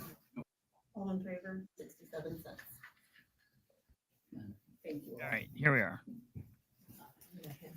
Okay, I'm going to take over communication. We're welcoming this evening Clint Woods. He's the IDEM inspector, to talk to us, educate us about some of the procedures for water quality in Alexandria and some of the questions. So Clint, you have the floor. Now, did you hear that? Some of the questions. Is everybody familiar with how the drinking water viewer is? So the drinking water, if you guys have it on your phones, you guys are more than welcome to Google this and kind of follow along with me. So everything on the drinking water viewer is the public record for every single water system that's here in the state of Indiana. And what's the side when you say the viewer? What do you? So if you just Google Indiana drinking water viewer, it'll be the first thing that pops up. And then I'll kind of walk everybody through that. I know there were some questions about things like being a public record. Right, all those things are public record. I'll just walk you through step one of how to look at all that public records first, because I kind of usually can stop the questions right then and there if there's something kind of going through. So I'll do that. First, does anybody have any questions first before? Why wouldn't he have had all this ready to begin So with? I'm your field inspector for all of Because this was last minute. Madison County. So I do all the drinking water. So So he does all of Madison County. Those are what I work for. One person. So what is your role detail? Are you overseeing testing results, how to test, things like that, frequency of testing? So I oversee pretty much every aspect of your the drinking water process and the water quality for here in Alexandria. So we do sanitary surveys of the facilities every 3 years. Every month they do sampling. Then throughout the state, or not throughout the state, but there's also other requirements. Those requirements that are specific to anything will actually be here in that drinking water viewer. Where are you getting the testing samples? Sir, from? excuse me, but point of order, just so you know, this is a presentation for the state, for the council. Yeah. We can take questions and answers in written form and at the end. Yeah, but it's not we a- can have questions. We have Yes, but questions. it's not a public hearing, so we can't actually engage in back and forth content like that tonight. Yeah, but if you can, get them to us. And who is so this that guy so we can speaking? have them. So that's Jeremy Van Erman, and he's one of the counselors. And so we go from I thought he said he was a Board of Works member. that was the people before. I think he's on both. You know how they assign, Oh. right? So now that's what really made me mad. Okay. These people who are sitting there are living in raw sewage. They have questions. He's not. I do not know since when you expect the people in the public to live like that, but you don't, and then you want them silenced? What is wrong with you people? I mean, this is just craziness. And this is the point that I wanted you all to hear this. And this goes on, right? So this goes on. So after he silences them, Kristopher, I want you to go to the 46-minute mark. So through all this time, the council gets to ask all the questions they want. Oh, where? Go to the 46-minute mark. The council gets to ask all the questions they want, while the constituents have to sit there. All right, let's listen. Yeah. Where each public water system has its own code. And you can search it all by that too. I mean, most people would have a projector. And county, if it wants to go slow.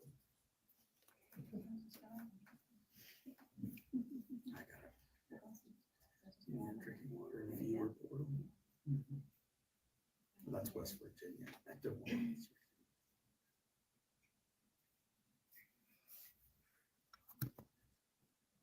Now wait for it. Would it be fair to say that Mark's our superintendent? Thanks for coming, Mark. And Mark, kind of, he were not report you. He's your local inspector. Yeah, there is nobody else at him. Yeah. There's nobody else. It's just this inspector right here. Now listen to this. You can even isolate. So in that window, if you're not looking, if you don't type in Alexandria specifically, you can also go into all of Madison County and it'll bring up every single system within Madison County. And you can actually look up whatever county, whatever system you actually specifically want to. What was the viewer called again? Just Indiana Drinking Water Viewer. Thank you. It's the .gov website, correct? Yes, sir.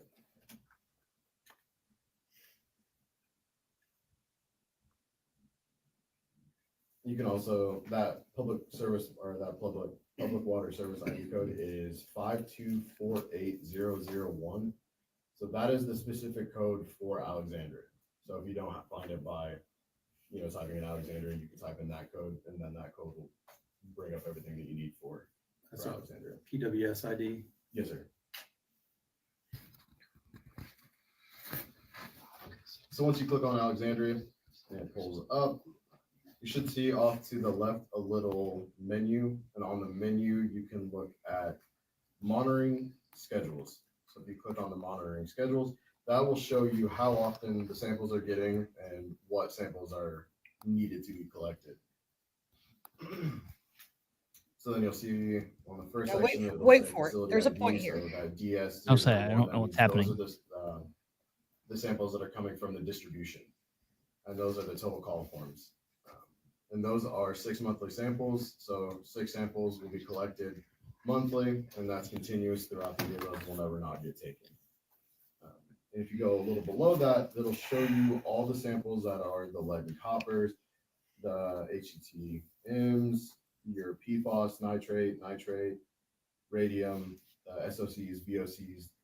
And then if you click on them specifically, it'll give you the results. So you can also go down to, in that little section off to the left, chemical samples. If you click on that, that'll give you the results to all of those samples that are taken and where their location's at.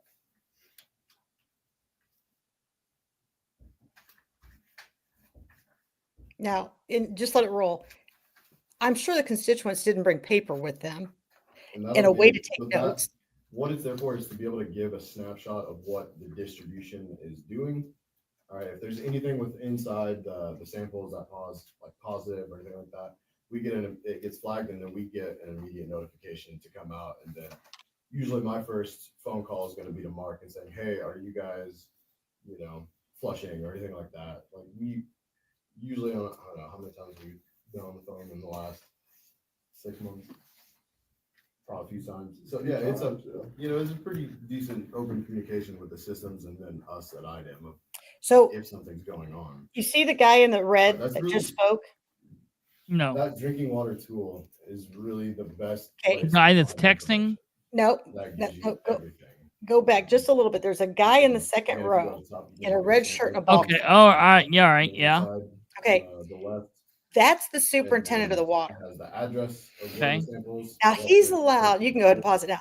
He's allowed to periodically just spout off whatever he wants from a seat, just kicked back, in some shorts. Okay. This is a serious issue for these people. This is a big deal. So at the beginning of this meeting, everybody, if you listened, they said at the end, we'll have some discussion, yada, yada, yada. Go to the 1 hour, 24-minute mark. This is kind of the end of the meeting, just so everybody knows. And watch what happens towards the end here. Board for. So nobody's going to get to together speak. To give the community the fireworks display with everything. I thought it was very. Who is? Nobody got to speak, only the council. They stopped his thing, the council starts speaking. Successful, and I appreciate their hard work. As I did appreciated all the work done beforehand in all those years, but it's a lot of work, but I'm grateful to them for taking that over. Very thankful. Any other comment from council? I'll accept a motion to adjourn. So moved. Second. All in favor? Aye. Thank you. Don't forget to sign all your fund fees before you. My Oh, man here stop. has raw sewage dumped in his property. There's multiple locations of raw sewage being dumped. His neighbors had it been dumping since April. There's more than 3 citizens complaining of E. coli. There's probably a dozen. And there's one that had their child in the hospital with E. coli poisoning. And the city council doesn't want to answer questions or talk about it. And there's no concern from IDM. Well, there's a concern from me. There's a concern from a ton of different citizens. And we're not going to be silent. This issue is going to be uncovered, and it's your responsibility to fix it. We're not pointing fingers at anybody. We're saying solve the problem before it gets out of hand and other people get sick and possibly die. Okay? Solve the problem. Well said. Now, that won't go into the minutes. This meeting was adjourned. You've got people who are standing out in the hallway because they're at capacity in this room.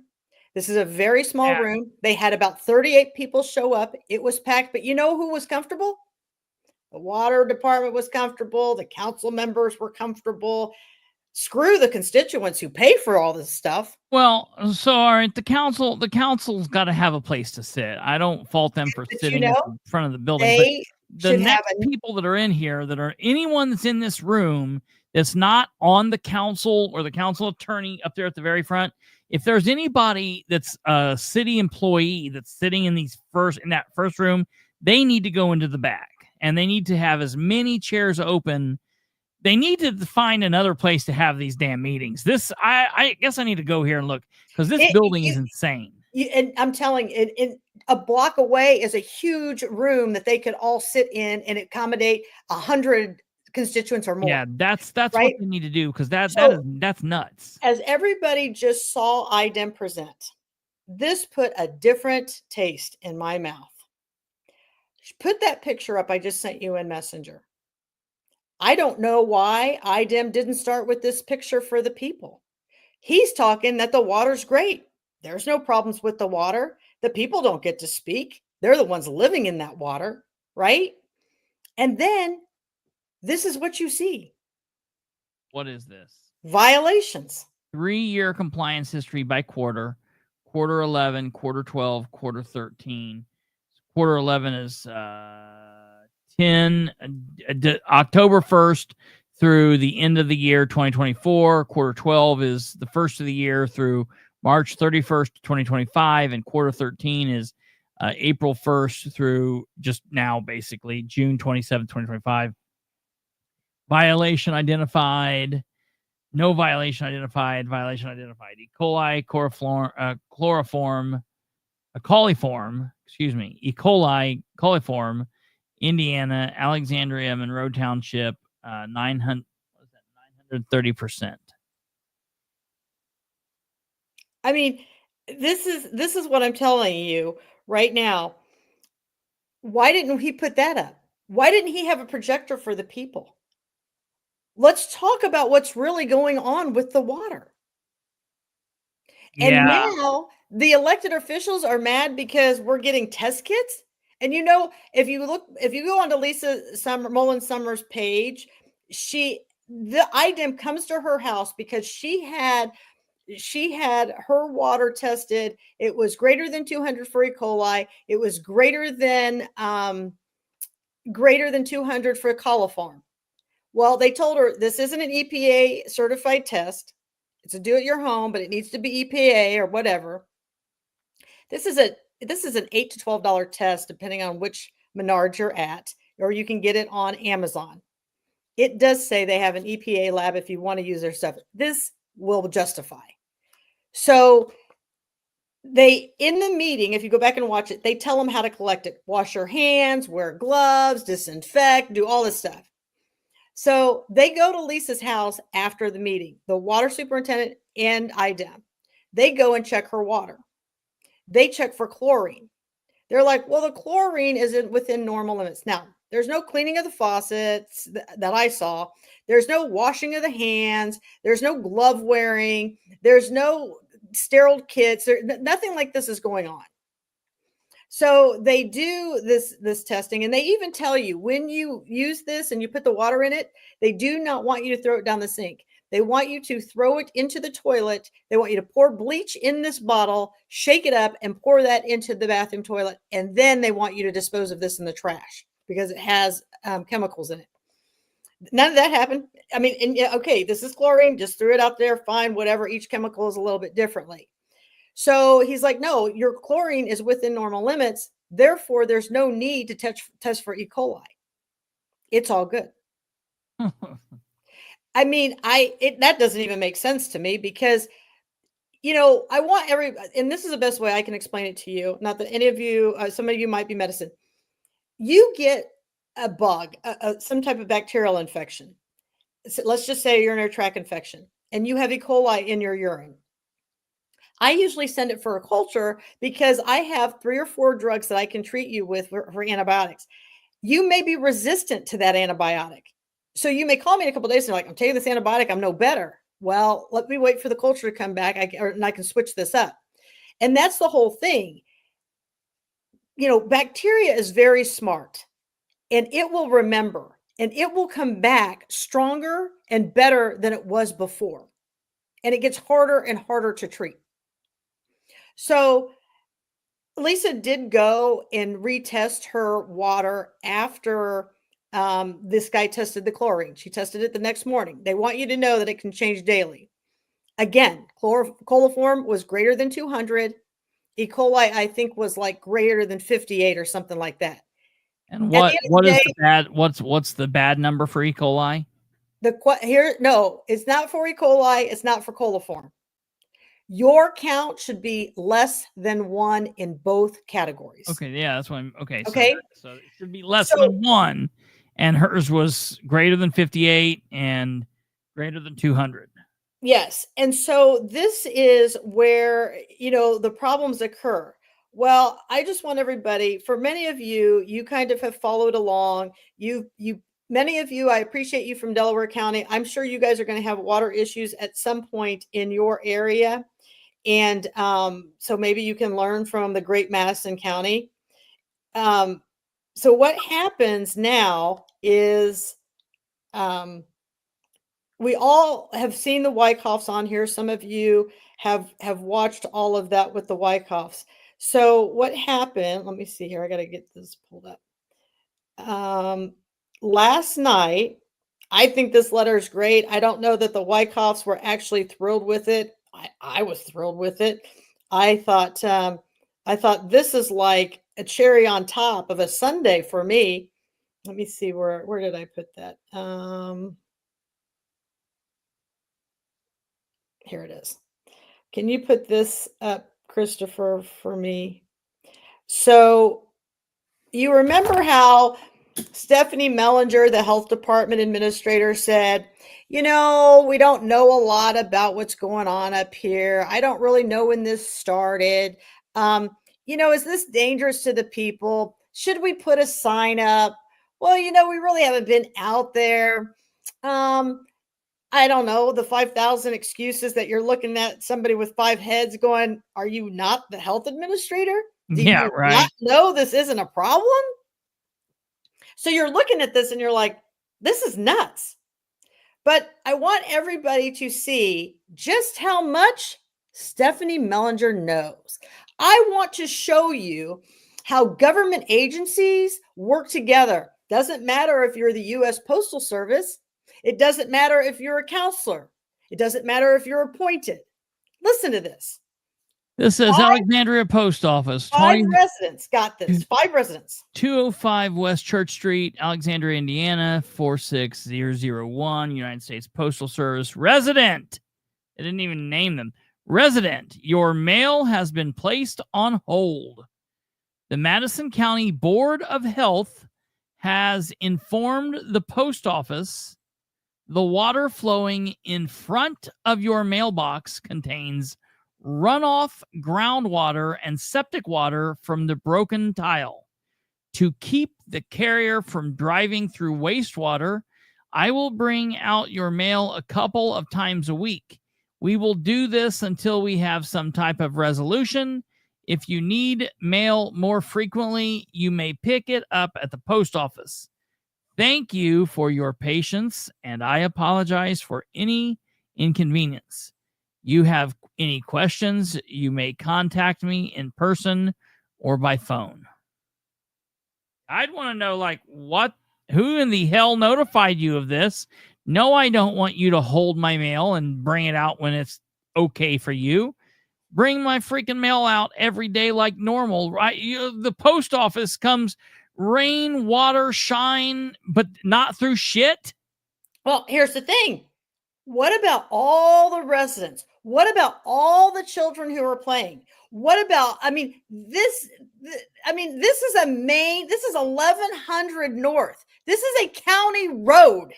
So the mailman can't drive through shit, but you can walk through it or play in it. Right? You can drink the water there. You can, if you're worried about it getting on your tires, what do you think it's doing to the ground? What are they trying to save? This was epic that they received this. It was just completely an amazing gift. Okay. On top of this, there's one of these constituents has a disability. This is like an ADA. I feel like the people in the government are disabled. Yeah, I'm thinking to myself, so all of you who have followed along, I want you to see one other thing, because Stephanie's not sure what they can do or how they can do it, or, they're still working a plan. Now, I'll remind you, in 22 is when this started. They got fined for this in 22. Now, for the Wyckoffs, this has been going before then. So now you have people, actual people like you and I who are watching here, who are living in this cesspool, and it's non-urgent. It's not a big deal. Actually, pretty freaking urgent. It's the Wyckoffs' fault. Yeah. Right? It's everybody else's fault but the government officials. I was just getting ready to blame them. Okay. So you got did the next picture come up? Grimes, Mellinger's previous married name was Grimes. She has been at the health department, I think, for almost 30 years. She is studying for her doctorates right now. Whoever's giving her that doctorate needs to be ashamed of themselves. Huh? Serious? She's doing that? Yeah. And don't worry, the taxpayers, you're paying for that. When the Wyckoffs are not getting any attention, it's because she's busy off, I don't know, yammering or yapping with her doctorate students. I have no idea. I can't really see it, but I'll read it to you. Look at this letter. I can't even see it. Okay, and this is from Grimes is Mellinger. Yeah. I think Einhorn. Okay, May 20th, 1919, May 20th, 2019. This is from the Madison County Health Department, Alexandria, Indiana. Dear property owners, recently this office received a complaint pertaining to sewage disposal system being illegally connected to a field tile at a blacked out address in Alexandria, Indiana. Property reportedly owned by you. An investigation was made by a representative of this department, and the conditions were found to be as reported. The situation constitutes a public health hazard and is in violation of public health codes. Therefore, in accordance with IC 1621-25, the Madison County Health Department hereby orders that your sewage disposal system be properly repaired so that sewage is disposed of in an approved manner. As of the date on this letter, this office has not received installation plans, and a permit has not been purchased for the replacement of the sewage disposal system. Our office will expect compliance on or before May 30th, 2019. Failure to comply may necessitate legal action by this department. If you have any questions pertaining to this matter, please contact Joe Davis at Sincerely, Finkel and Einhorn. Stephanie Grimes, Administrator. So I want everybody to see, okay, that's the letter. Now that was in May. Now Of 2019. Of 2019. Now, Christopher, I'm sending you this one. Read the date on this one. That was May of 2019. Is everybody following what I am saying to you? The initial letter was like a month or two before that. Okay, there were 3 letters. July of 2019 is what happens now. July of 2019. So at the bottom of that, how strong does her message become? Okay, in that you can't read, so I'll just do it like this. So it is. Hold on here, let me pull it up. Okay, and so just a couple of months later, on my birthday, mind you, July 26, 2019. Dear property owners, recently the Madison County does the same thing I told you. The situation constitutes a public health hazard, is in violation of public health codes. Therefore, in accordance with Indiana Code, the Madison County Health Department hereby orders that your sewage disposal system be properly repaired so that sewage is disposed of in the appropriate way. As of the date on this letter, this issue has not been resolved. Therefore, this matter is being sent to the county attorney. If you wish to avoid this action, please make the required repairs immediately. Our office will expect compliance immediately. Please contact Joe Davis upon receipt of this letter. Sincerely, Stephanie Grimes. So in less than 4 months, all of a sudden it's going to the attorney. We're going to threaten the people. We're going to show them what the taxpayers are going to pay for, because you know why? My staff's so incompetent. They can't go out and help these people, educate them, and do all that. Well, I'm going to tell you, everybody, I am not an attorney. I am not an attorney, but I will tell you this. If this doesn't scream negligence, gross negligence, and you people are getting sick, this is a class action lawsuit. She knows what her job is. She knows what she's supposed to do. She can get it done and threaten people and get it to an attorney in less than 4 months. And you mean to tell me you people up there in Alexandria have been swimming around in stool and everything else for 4 years? And I know it's been much longer than that. Wait a minute. Back up. Because somebody said here some weirdness. What we've been talking about isn't pertaining to septic systems. Okay, so here's what this person is going to. So what you're saying is, to solve the issue, I know who this is, drains and RUD aside, how do you fix the septic systems? You know how you fix the septic systems? You quit being a pussy and you make the commissioners pay for it, because I know exactly who this is that's writing this. And this is what makes me mad. Why do you think that the taxpayers should have to pay for the incompetence of elected officials? Wait a minute, back up here. Hold on, slow down. I did not think that this was septic systems. I thought that this was... the Wyckoffs, Yeah. we've got two separate situations going on here Okay. that we're talking about tonight. The Wyckoffs are in the county.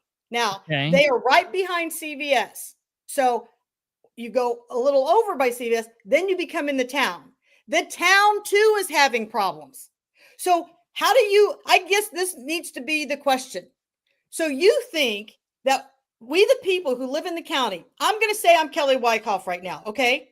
So you believe I live in the county and I should hook up to this regional utility district when you just heard from all those other constituents that they've got fecal matter and everything running in their yards. Are you crazy? Why would you hook up to a system that's contaminated as well? You're not getting out of the situation you're in. No, wait a minute. Yeah, I mean, it doesn't make sense to go from one bad situation to another bad situation, but at the end of the day, Alexandria, you have problems in your county and you have problems in your city. well, yeah, sure. That is the Sure. bottom line. And what I'm trying to get to everybody, you need to hold your elected officials accountable. And there's Well, a yes. couple attorneys who are watching this tonight. Yeah. They love this crap, literally. It makes them rich. Sure. But they've got to have the people who are willing to play in the Hunger Games, because this is not going to be easy. But you know, the attorneys who are watching tonight are saying, are you kidding me? Katherine just showed you the health department knows what's going on. They can go over there and do it to other people. IDEM didn't even get involved in that case. IDEM is involved in this case. IDEM has put in their documents, this is a threat to human health. They put it in there. And everybody is just chilling. Listen, the Wyckoffs need help. That is why I've come to Alexandria. But it's not the only reason why I've come to Alexandria. I want everybody on here to understand, when someone dies, HIPAA no longer applies. And I preface this because now I'm going to say this. I have patients from Alexandria. I had 3 siblings who have recently died from Alexandria.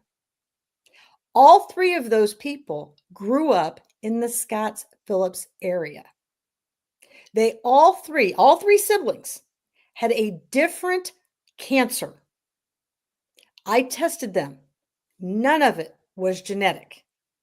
One of it was breast, one it was rectal, and one was colon. They were not rectal and colon are completely different people. And so within about, I wouldn't say even 24 months, maybe more like 18 months, all 3 of them passed. What was their age?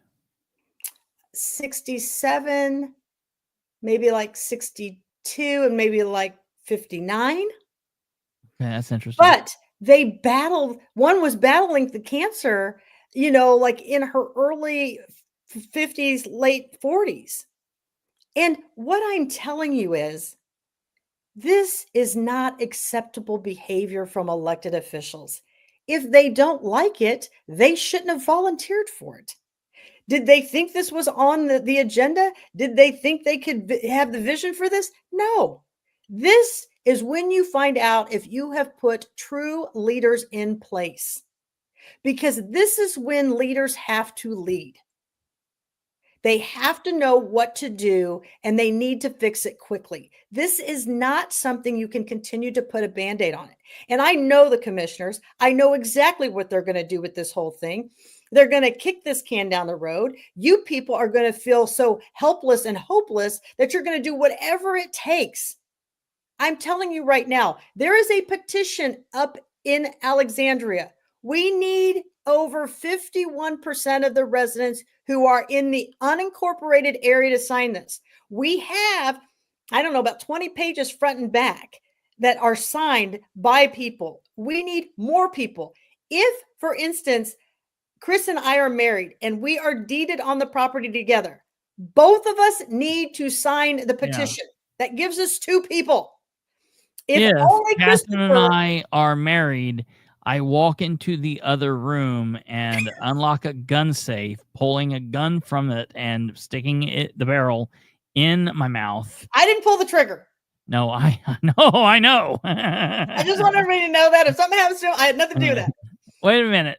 Hold on. Yeah, that's very important. Sign that thing. But I want to get to this because this is important. What I want people to But wait a minute. understand- What are we doing on private property with septic tanks? That is a private property issue. The government should not be taking care of that. Okay, but wait a minute here. When your government failed to fix drains that contaminated the environment, that contaminated that well, it is absolutely yes, their I agree fault. with that 100%. I agree with that Okay? 100%. And if So- that is found and proven, then that is a problem. And I agree with that. We need to know that. I mean, so splendiferous finch, Okay, that would be a so thing. that is found because if you listen to the Wyckoffs, they had everything tested prior to Yeah. going in there, right? Sure. And so we know that it was. So at the end of the day, if you want to sign the petition, you really need to sign the petition. You know, and the person who was on here saying that he doesn't want you to sign the petition because he doesn't think this is going to get fixed if you don't. People, Who, wait, what? he thinks that they won't do it. You He know, who? if that guy Finch? with his name. Yeah, I know his real name, but I'm not going to do that. So, and he thinks they're not going to fix it. It's a guy? I've always thought that was a woman. All I right, go on. showed you guys. I displayed to you guys. We have $107 million in the bank. Well, yeah, why didn't anybody ask that last night? You're not allowed to speak. Now stop it. No, they If gave you you. question There was these a comment people- section. Listen, I put the information out there. I did speak at the end. I did get up and say something at the end, just so everybody knows. You know. Yeah. So I ended the meeting with something. So I want people to understand I bet you that did. at the end of the day, you can sign this petition at Alexandria Total Car Care. You can do it at the Curve. You can do it with Nick Hinton with the Pro Flooring, or you can find Lisa Summers Mullins on Facebook, and she will either meet with you or come find you and get you to sign this. So I want everybody to understand this has kind of died down. We have about 90 days to get there, and we will eventually get Yes, there. remind everybody who signs there. Do not sign that document if you do not live in the area. It's not one Yes. of those things where there are times that people anywhere can sign up. This is not one of those times. And I'm telling the people collecting this, if you need, I don't even know how many you need. How many you need? Well, we think 5,000 is All right, if you need five, shit. No, wait. 5,000 is how many we believe are being affected.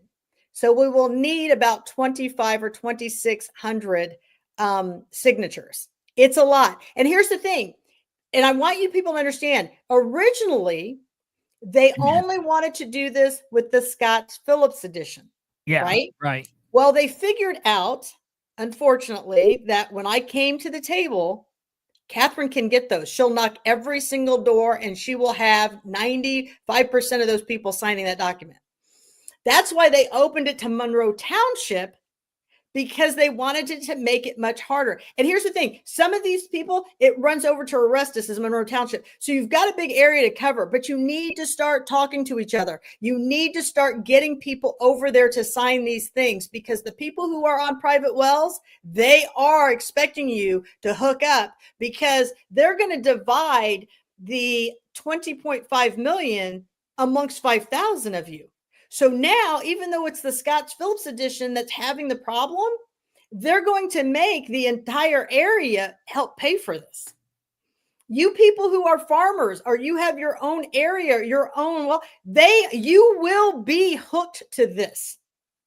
I'm telling you, if you let this go, you think, that's what they're telling you. You haven't dealt with Madison County the way I've dealt with Madison County. Look at Green. He's over there rubbing elbows with everybody, kissing babies and shaking hands. And now look at him. He gonna dictate from that front, and it's his way or the highway, or off with your head. So I would get a real clue. Politicians lie, and they lie a lot. So, and here's the other thing I know we've gone really long. If you can pull up my Facebook page there, Christopher, we're gonna discuss a few last things here before we get off of here. if you are thinking about joining the Madison County Women's Republican page, Oh my God. do not do it. Do do not join Do it. that whole thing. Do it. Don't do it. And so Where are we at? What am I going to here? So we'll start right at the top. Understand tomorrow. Tomorrow is the Trail to Nowhere meeting where they're going to give, I don't know, what are they giving? $4 million of ARPA funds, which they could actually give to the Scotts Phillips edition instead of this Trail to Nowhere. That's going to be tomorrow at noon. You're supposed to have some discussion. They're supposed to have some answers for you. That's a good place if you're looking for your signs that you want to put in your yards. There you have it. Go to this thing. I will see if I can get somebody over there to do a live. I know I can't go over there, but somebody might be able to take my phone and go over there. And then if you scroll down, Kristopher, if anybody wants to watch Dr. Green again, you can. Nicole made a reel of that. As you go down, I want everybody to take a look at this. Stop. Yep, that one. This post, people need to, review it. Madison County will go to great lengths to keep anyone in the cartel from being exposed. Speak the truth against any elected official, their spouse, or their friends and family benefits package. It is off with your head. Please see the resolution from the county council. So the resolution is in here, but it's the old one because it says Auditor Gardner and all that. Please see the resolution from the county council. And then and here's the thing, the prosecutor's office quickly jumped to, because all these things that Chris was saying, the council kind of figured out like this really isn't binding, so they went and had the prosecutor's office. And in here, I put some documentations on what your rights are, right? Yeah. When government officials retaliate, this is a big problem. And that's kind of what Green is going to do. But I thought this was good. Claiming speakers made abusive or demeaning comments or launched personal attacks on public officials. They can't just, you can't do that. Yeah. I mean, I want people, they can't eject you. They can't get you arrested. So I wanted to put some documents in here so you know what your rights are. And if somebody goes to jail, as long as you're not like trying to blow up the podium, she even ignored the advice of the attorney who warned that the citizens have free reign to voice their opinions during public comment period. And this is a mayor, and she lost this suit. Yeah. I mean, I've done it. I have done this, and it wasn't something I wanted. It's not something. Listen to me. A federal lawsuit, a state lawsuit, a local lawsuit, they're not fun. It's a pain in the ass. I hope for the rest of my life I am never in another lawsuit. But I also tell you, if there's some jackwagon asshole elected official somewhere that wants to violate mine or someone else's rights, listen, I consider that the same way. If I am standing somewhere and someone tries to harm me with physical violence, that they're trying to harm me, I will use force to stop that. If you're trying to harm someone next to me, I will also step in and try to stop that from happening. If you're trying to violate my God-given rights, or you're trying to violate the God-given rights of someone else, I will fight that. And so I don't want a federal lawsuit, but if these assholes want to play, let's rock and roll. And so, but this is a great article that was sent to me. If anybody, Laureen White sent it to me. She's an attorney. You can always contact me. But it had some great points in there to kind of protect yourself. Yeah, it's good stuff. Right? So as you flip through hey, bro. As you flip through this, you see that the prosecutor's office comes to the table. Yeah, it was stupid. It was stupid what they did. And now they've put together. Keep going on this one. Yeah, okay, it's gone.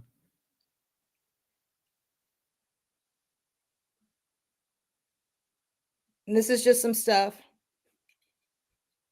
Here's the letter. We covered this when this happened way back when. So I just want people to know I've included that as well. How binding is this?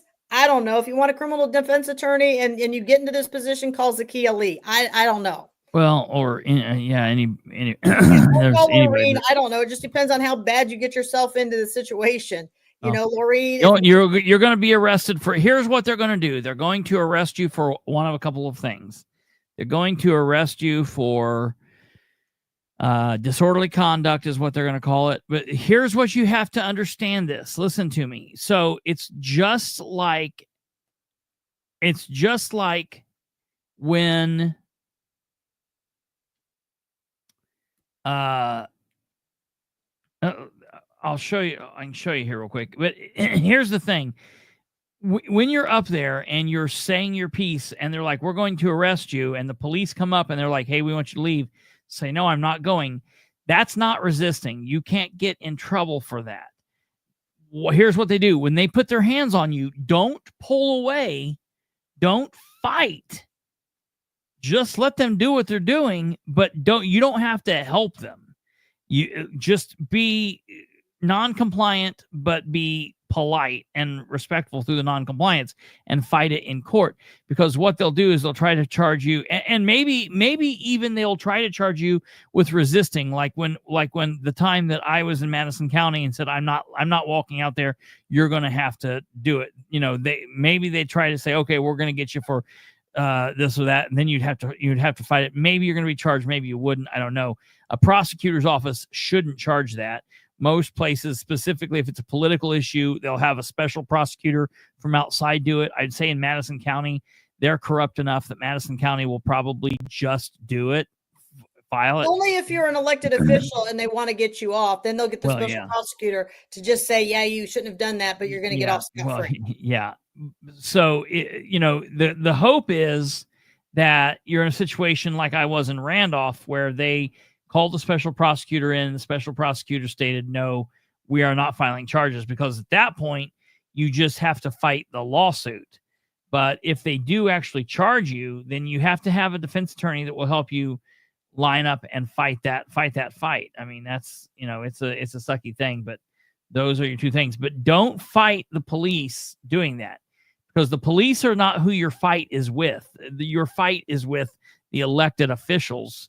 Now, it's ignorant of the police to be involved with that, and they shouldn't be, but don't give them a reason to actually charge you with something that could stand.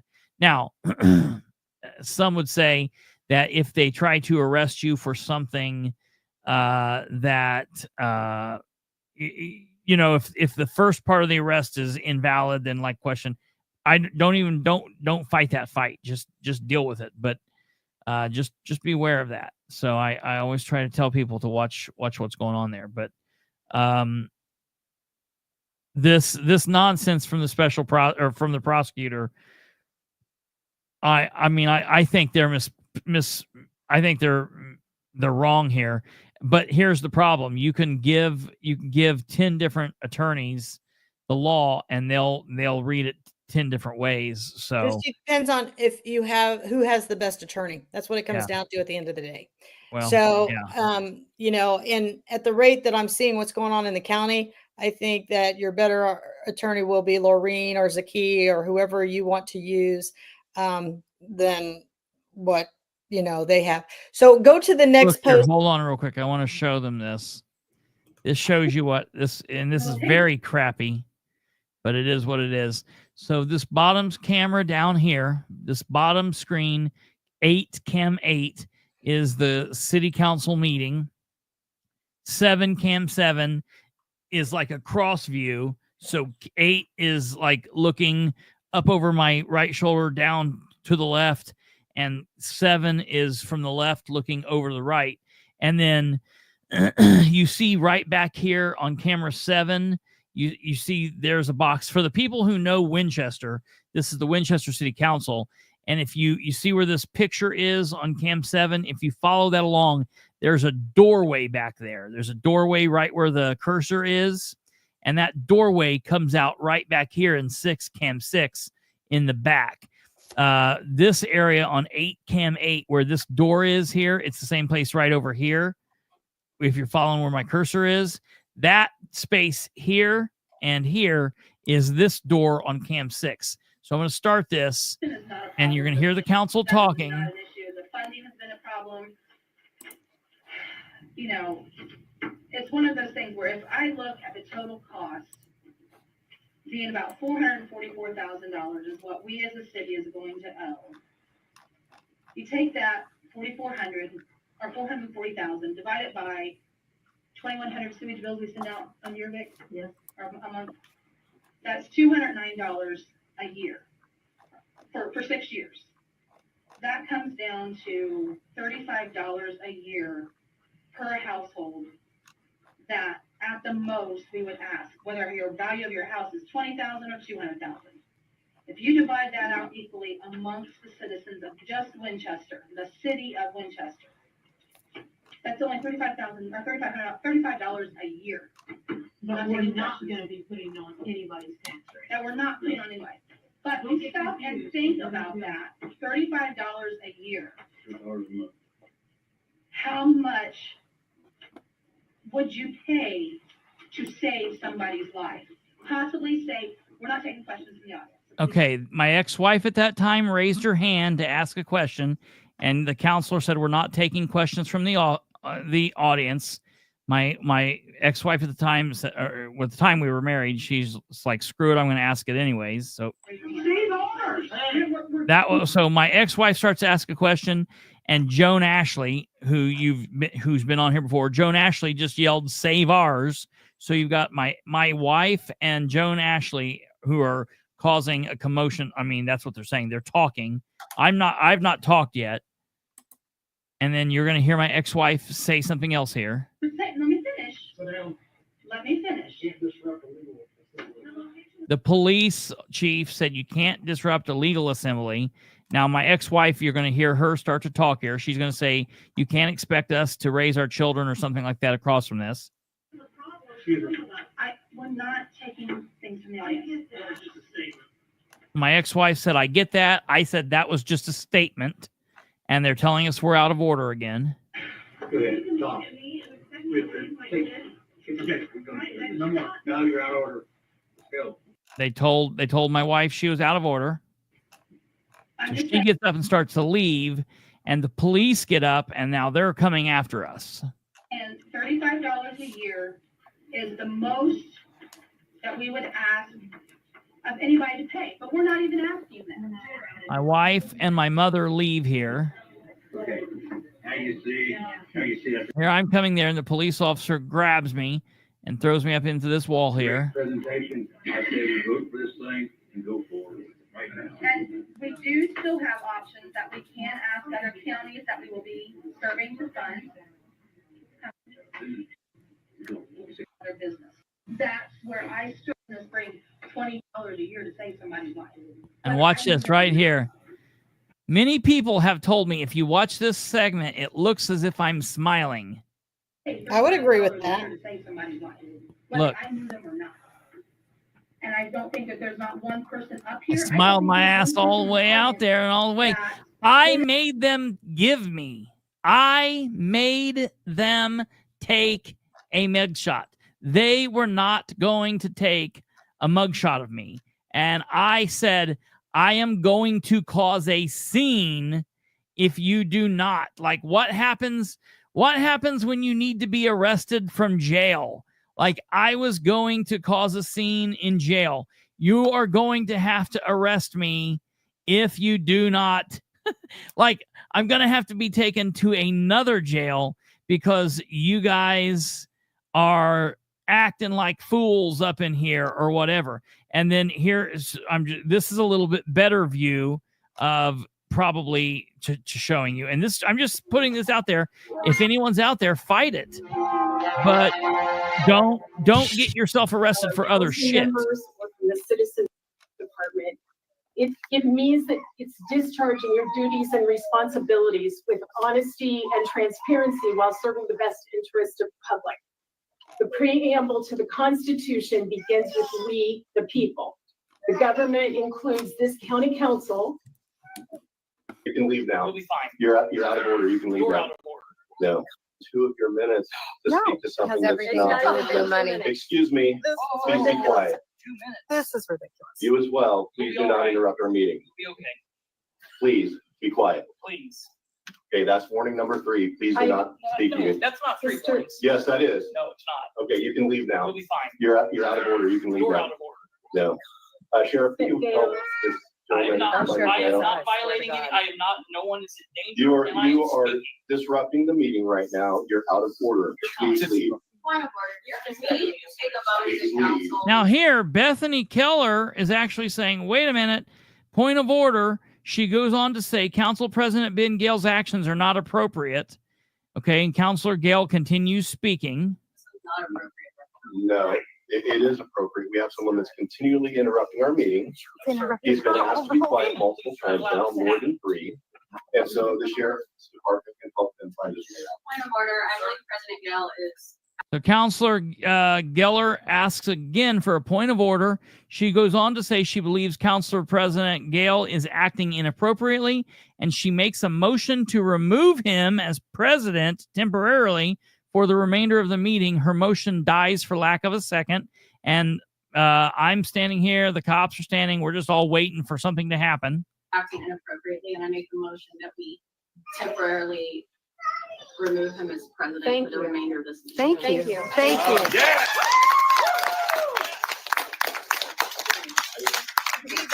Excuse me.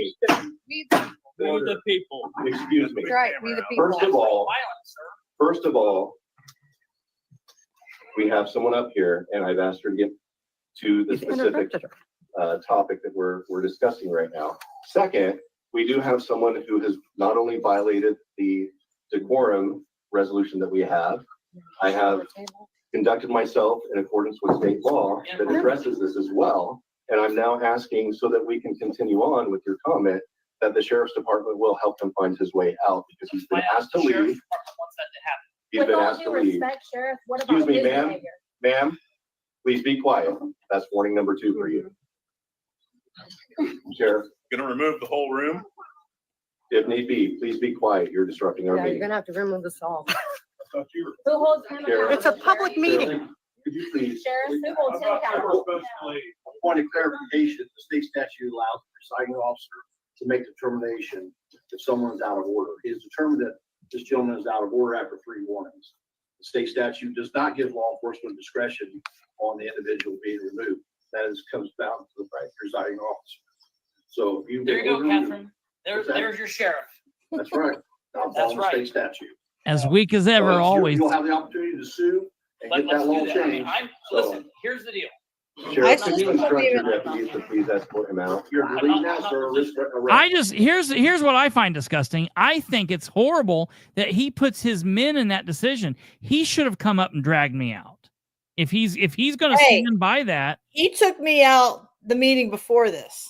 Yeah, right. That's what I'm saying. If he really wants to fight, and he knows you're not going to sue him. You think he took you out of a meeting illegally, and you still like the guy. That's. I filed an nuts. ACLU violation. That's nuts. But he still did it. And what I think is he should have done it. That's just nuts. Hopefully he'll be around next time. I don't know. I'd take the rest. I would take the rest. So then we do this. So I tell these guys. I was willing for Christopher to be arrested. Yeah, me too. Yeah, I'm fine. They were afraid to do it. I don't understand what they did. We will continue the meeting once he is removed. President Gale, he's been arrested in another public meeting, and he. And then Counselor Keller is like, this happened in another meeting and he sued and was victorious. So I would think twice about doing this, but they don't care about that because they're like, it's not us paying it. It's just the tax money. Well, they don't think the public can ever win against them. Yeah. We can't afford it. That was a previous. Now look, that's Scott Green sitting right there in the black. Yeah, right. Not yeah, right speaking there. for the people, not defending the people. That's what you got. Yeah, right here. All he's doing is salivating. He can't wait for his moment to be up. Yeah. I apologize if someone decided to disrupt your comment. President Gale, you've been the only person disrupting the comment tonight. Excuse me, you're out of order. Are you going to At remove this me point. from the meeting? Would you please continue? You your still have comment? to vote on her motion. So you'll notice again, I didn't like what was going on, but don't fight him. That's the whole point. do the thing and then fight afterwards. We walked outside and they were like, okay, whatever, we're not doing anything. So they were I guess were too chicken shit to do anything, but whatever. So yeah, just don't fight and don't add to it. Just go with them. So okay, was there something else happening? So then I just wanted to show the back to that thing real quick. Yes. The Republicans, what's going on with the Republicans have this booklet that says how Republicans are supposed to behave. Now, I don't think they ever took into consideration that maybe it's on the next post, one right below this one. I don't think they took into account that that they would actually be doing illegal things. We, the people, would actually figure out what those things are. And so in this thing, they talk. Well, what this is this is the Indiana State Republicans platform. Basically, every couple of years they roll out and they vote. They normally do it during the convention, and they vote on what their platform going forward for the next several years are going to be. There's actually a new platform.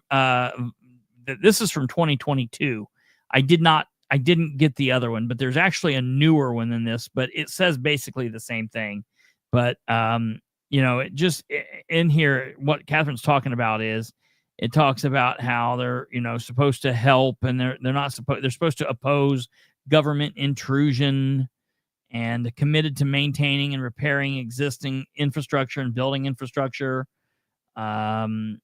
We believe in the First Amendment. We believe the First Amendment of our U.S. Constitution guarantees the freedom of religion, not from religion, and it protects political and religious speech.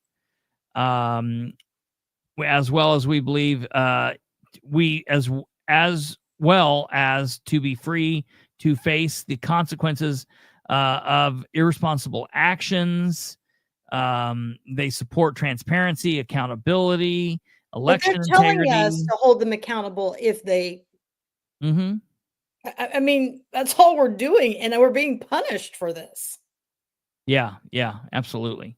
Yeah, I mean, the people like Scott Green and a lot of others, local level, state level, are not standing in accordance with the party's own directives. Honestly, that's what this stands for, essentially.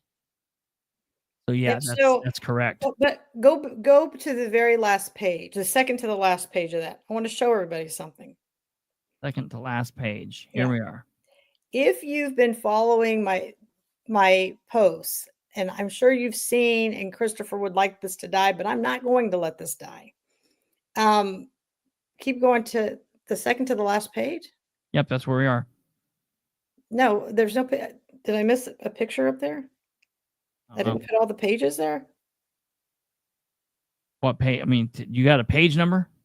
Well, I should have more pages. I mean, it's not in order, so I don't know what you got going on here. What page number? Right there. Scroll down right there on that page. Okay. Mm-hmm. Right here it says Platform Committee. Mm-hmm. Who was one of the writers on there? Kyle Pierce. And that's my point. Read through that and see if he follows the same booklet he puts out. Oh no, none of them do. He's an elected official. And that's the point of the booklet that I wanted people to see. That's very disturbing. And it is what it is, but I can only do what I can do. What I need from the people, I need you to show up. I need you to come out. I can't seem to Jamie Knoll is on it. Holy shit. So I just sheriff from Clark County that got arrested. Oh, is that who's on it? Yeah, Kyle Pierce and his wife, Chloe Anus or whatever her name is, are ridiculous people. That they're just completely ridiculous. And why she fights so hard to keep her last name as Anus or whatever is very weird, but whatever. Well, and I can't find the video when I was taken out in August, and I was very peaceful when I went out. I wasn't as rowdy as Kristopher. but I just wanted to let all of you know. And so I know we've talked about a lot of things. I'd like to end the show with the video that I sent you in Messenger. And this is just how I feel. Whether you enjoy Ronald Reagan or you don't enjoy Ronald Reagan, Kristopher sent this to me back in the day when I had gotten walked out. But I hope maybe all of you will get moved by what we have talked about tonight. And I hope that you will show up and feel this way when you speak. What are we talking about? Did you get what I sent you in Messenger? Oh, yes. No, this. Yes. So. Hold on. Let me pull this up. Yeah, this is one of my favorites. Sure. Trying to get the other candidates to leave. They don't. The fireworks Just where the hell is good old Ronnie Reagan when we need him?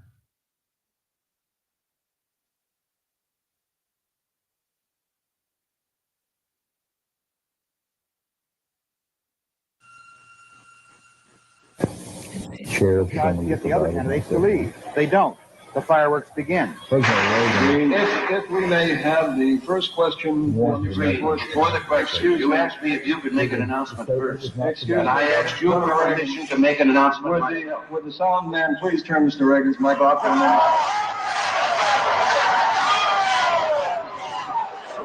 minute? Is this on? Mr. Green, you turn that microphone off. You asked for me if you would. I am paying for this microphone, Mr.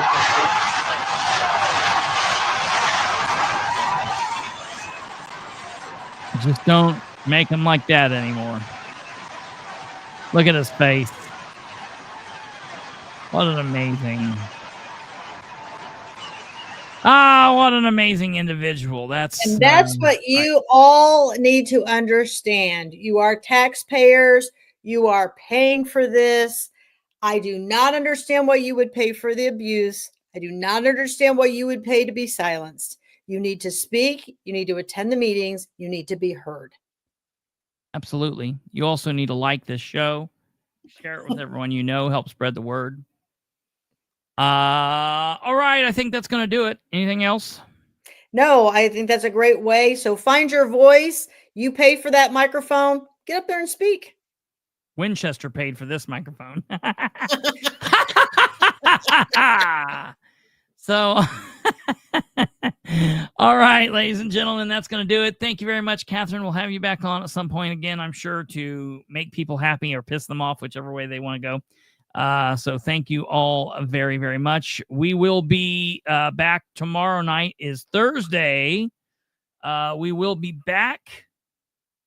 And I didn't mean to do that. I didn't mean to get rid of her. If you want to say bye, you can. I didn't mean to get rid of you. Hold on. Let me find out where you went.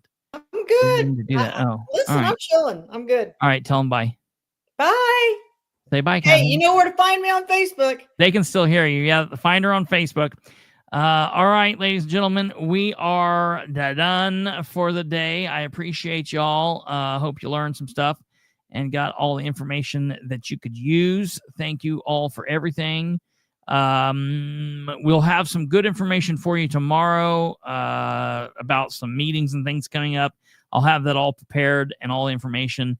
If you're interested in that solar thing we were talking about, message me or tune in tomorrow, 9 p.m. right here. God bless each and every one of you. Take care, and we'll see you then. Goodbye.